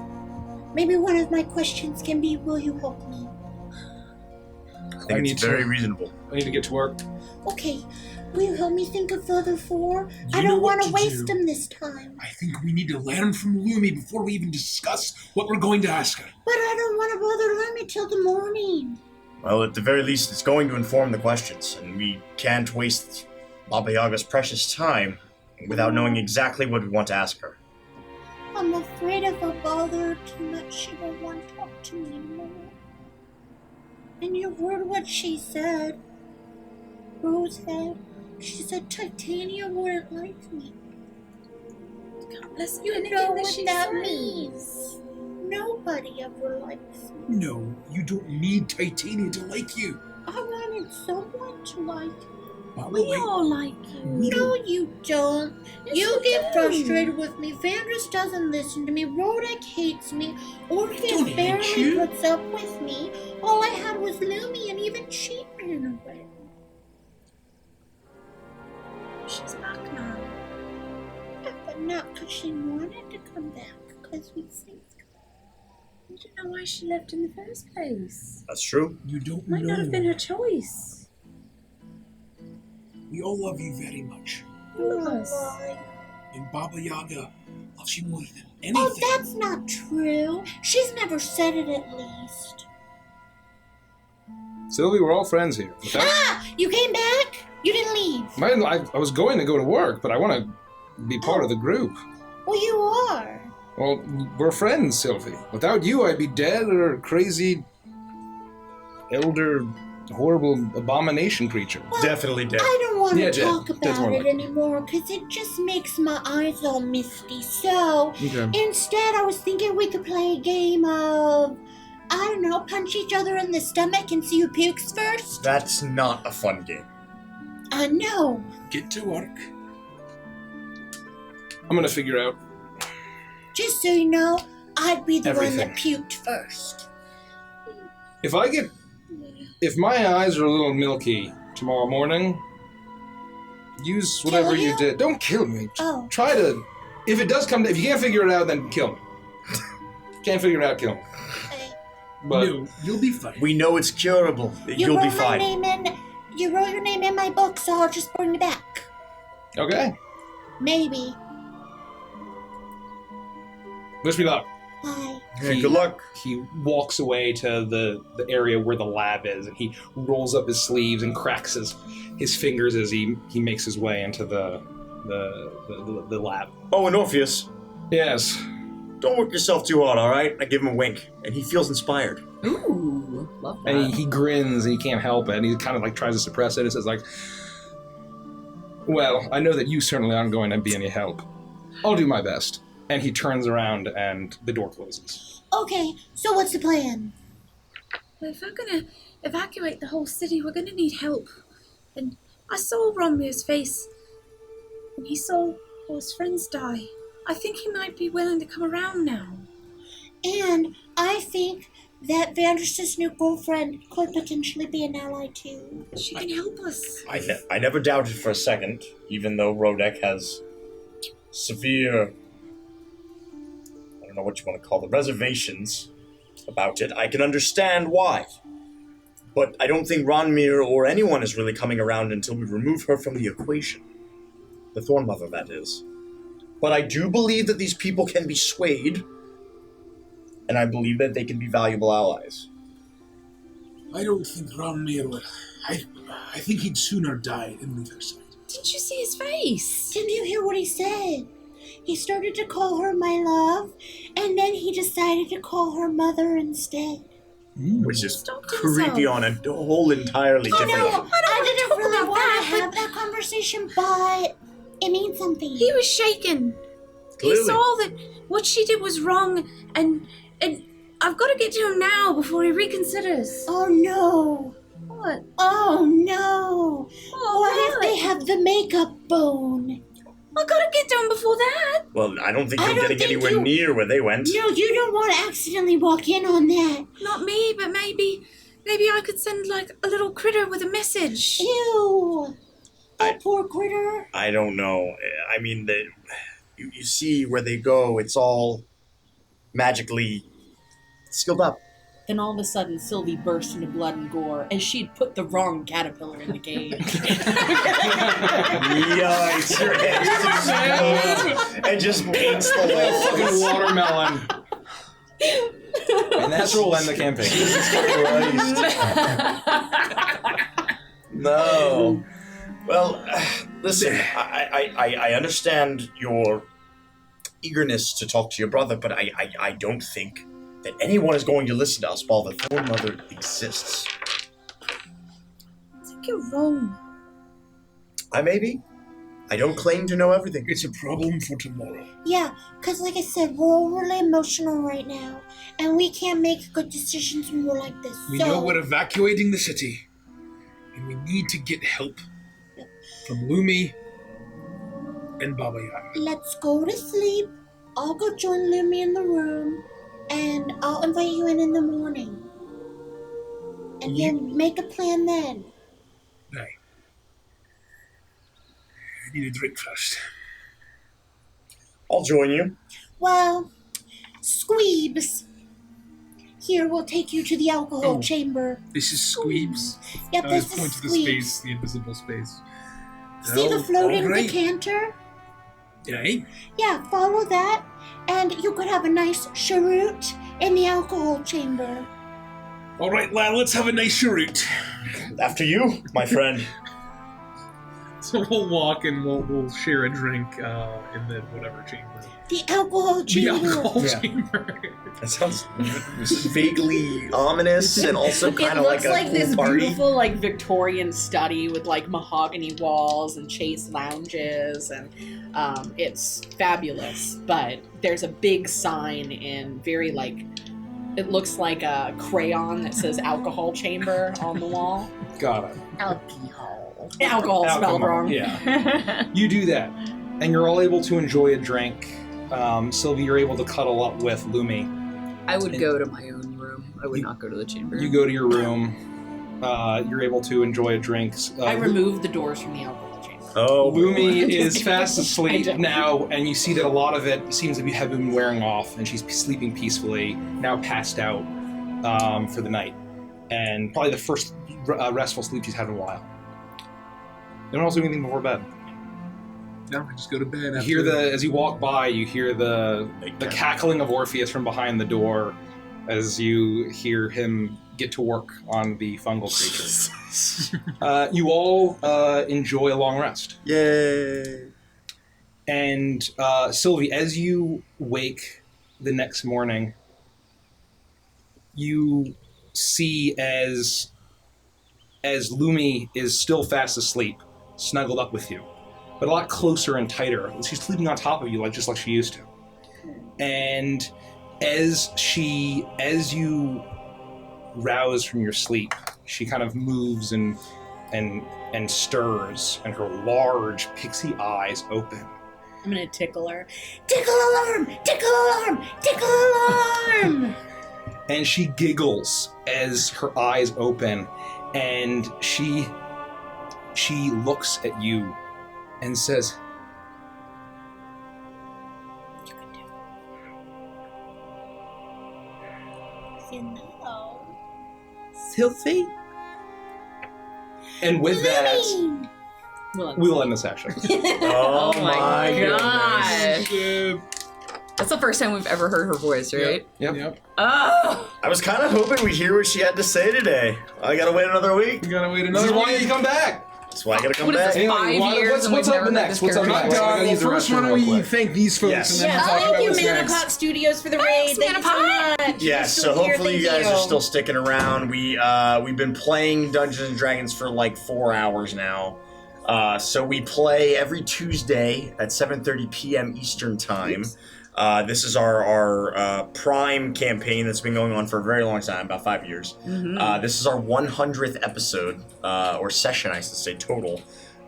So come back next week when we find out what Lumi has to say, because it is incredibly important with the amount of lore dropping that's been going on. Yeah. So thank you so much for popping in here at the end. For everyone else who's sticking around, who is a subscriber, after every streamed session that we do, we switch the cameras over to a subscriber-only stream called Adventurous and Chill, where we talk about our favorite moments from the stream. We talk about some theories that we have, of which we will have many. Mike will sometimes laugh maniacally at us and not give us any information about anything that we say. And you get to ask us some questions and hang out with us in an intimate fashion, which is always fun. So we're gonna unpack this elf slaughter we just witnessed. Yeah. So if you are a new subscriber, an old subscriber, or thinking about subbing, then Come you on can in. stick around and hang out with us during Adventures and Chill. And that's about it until next Tuesday. Awesome. We're gonna See you cut over. next Tuesday. Thank you so much. Do we mention Beneath Dark Wings? The 19th It's at 2 p.m. yeah, unless we're late. June 19th, Which we will be. 2 p.m. Eastern Time is a Saturday. Unless Yes. we're late. Actually, we've been pretty good about Pretty good BB at that dubs. time. Anyway, we're gonna cut over. We love you all. We'll see you in very a soon. Thank y'all so much. See you soon.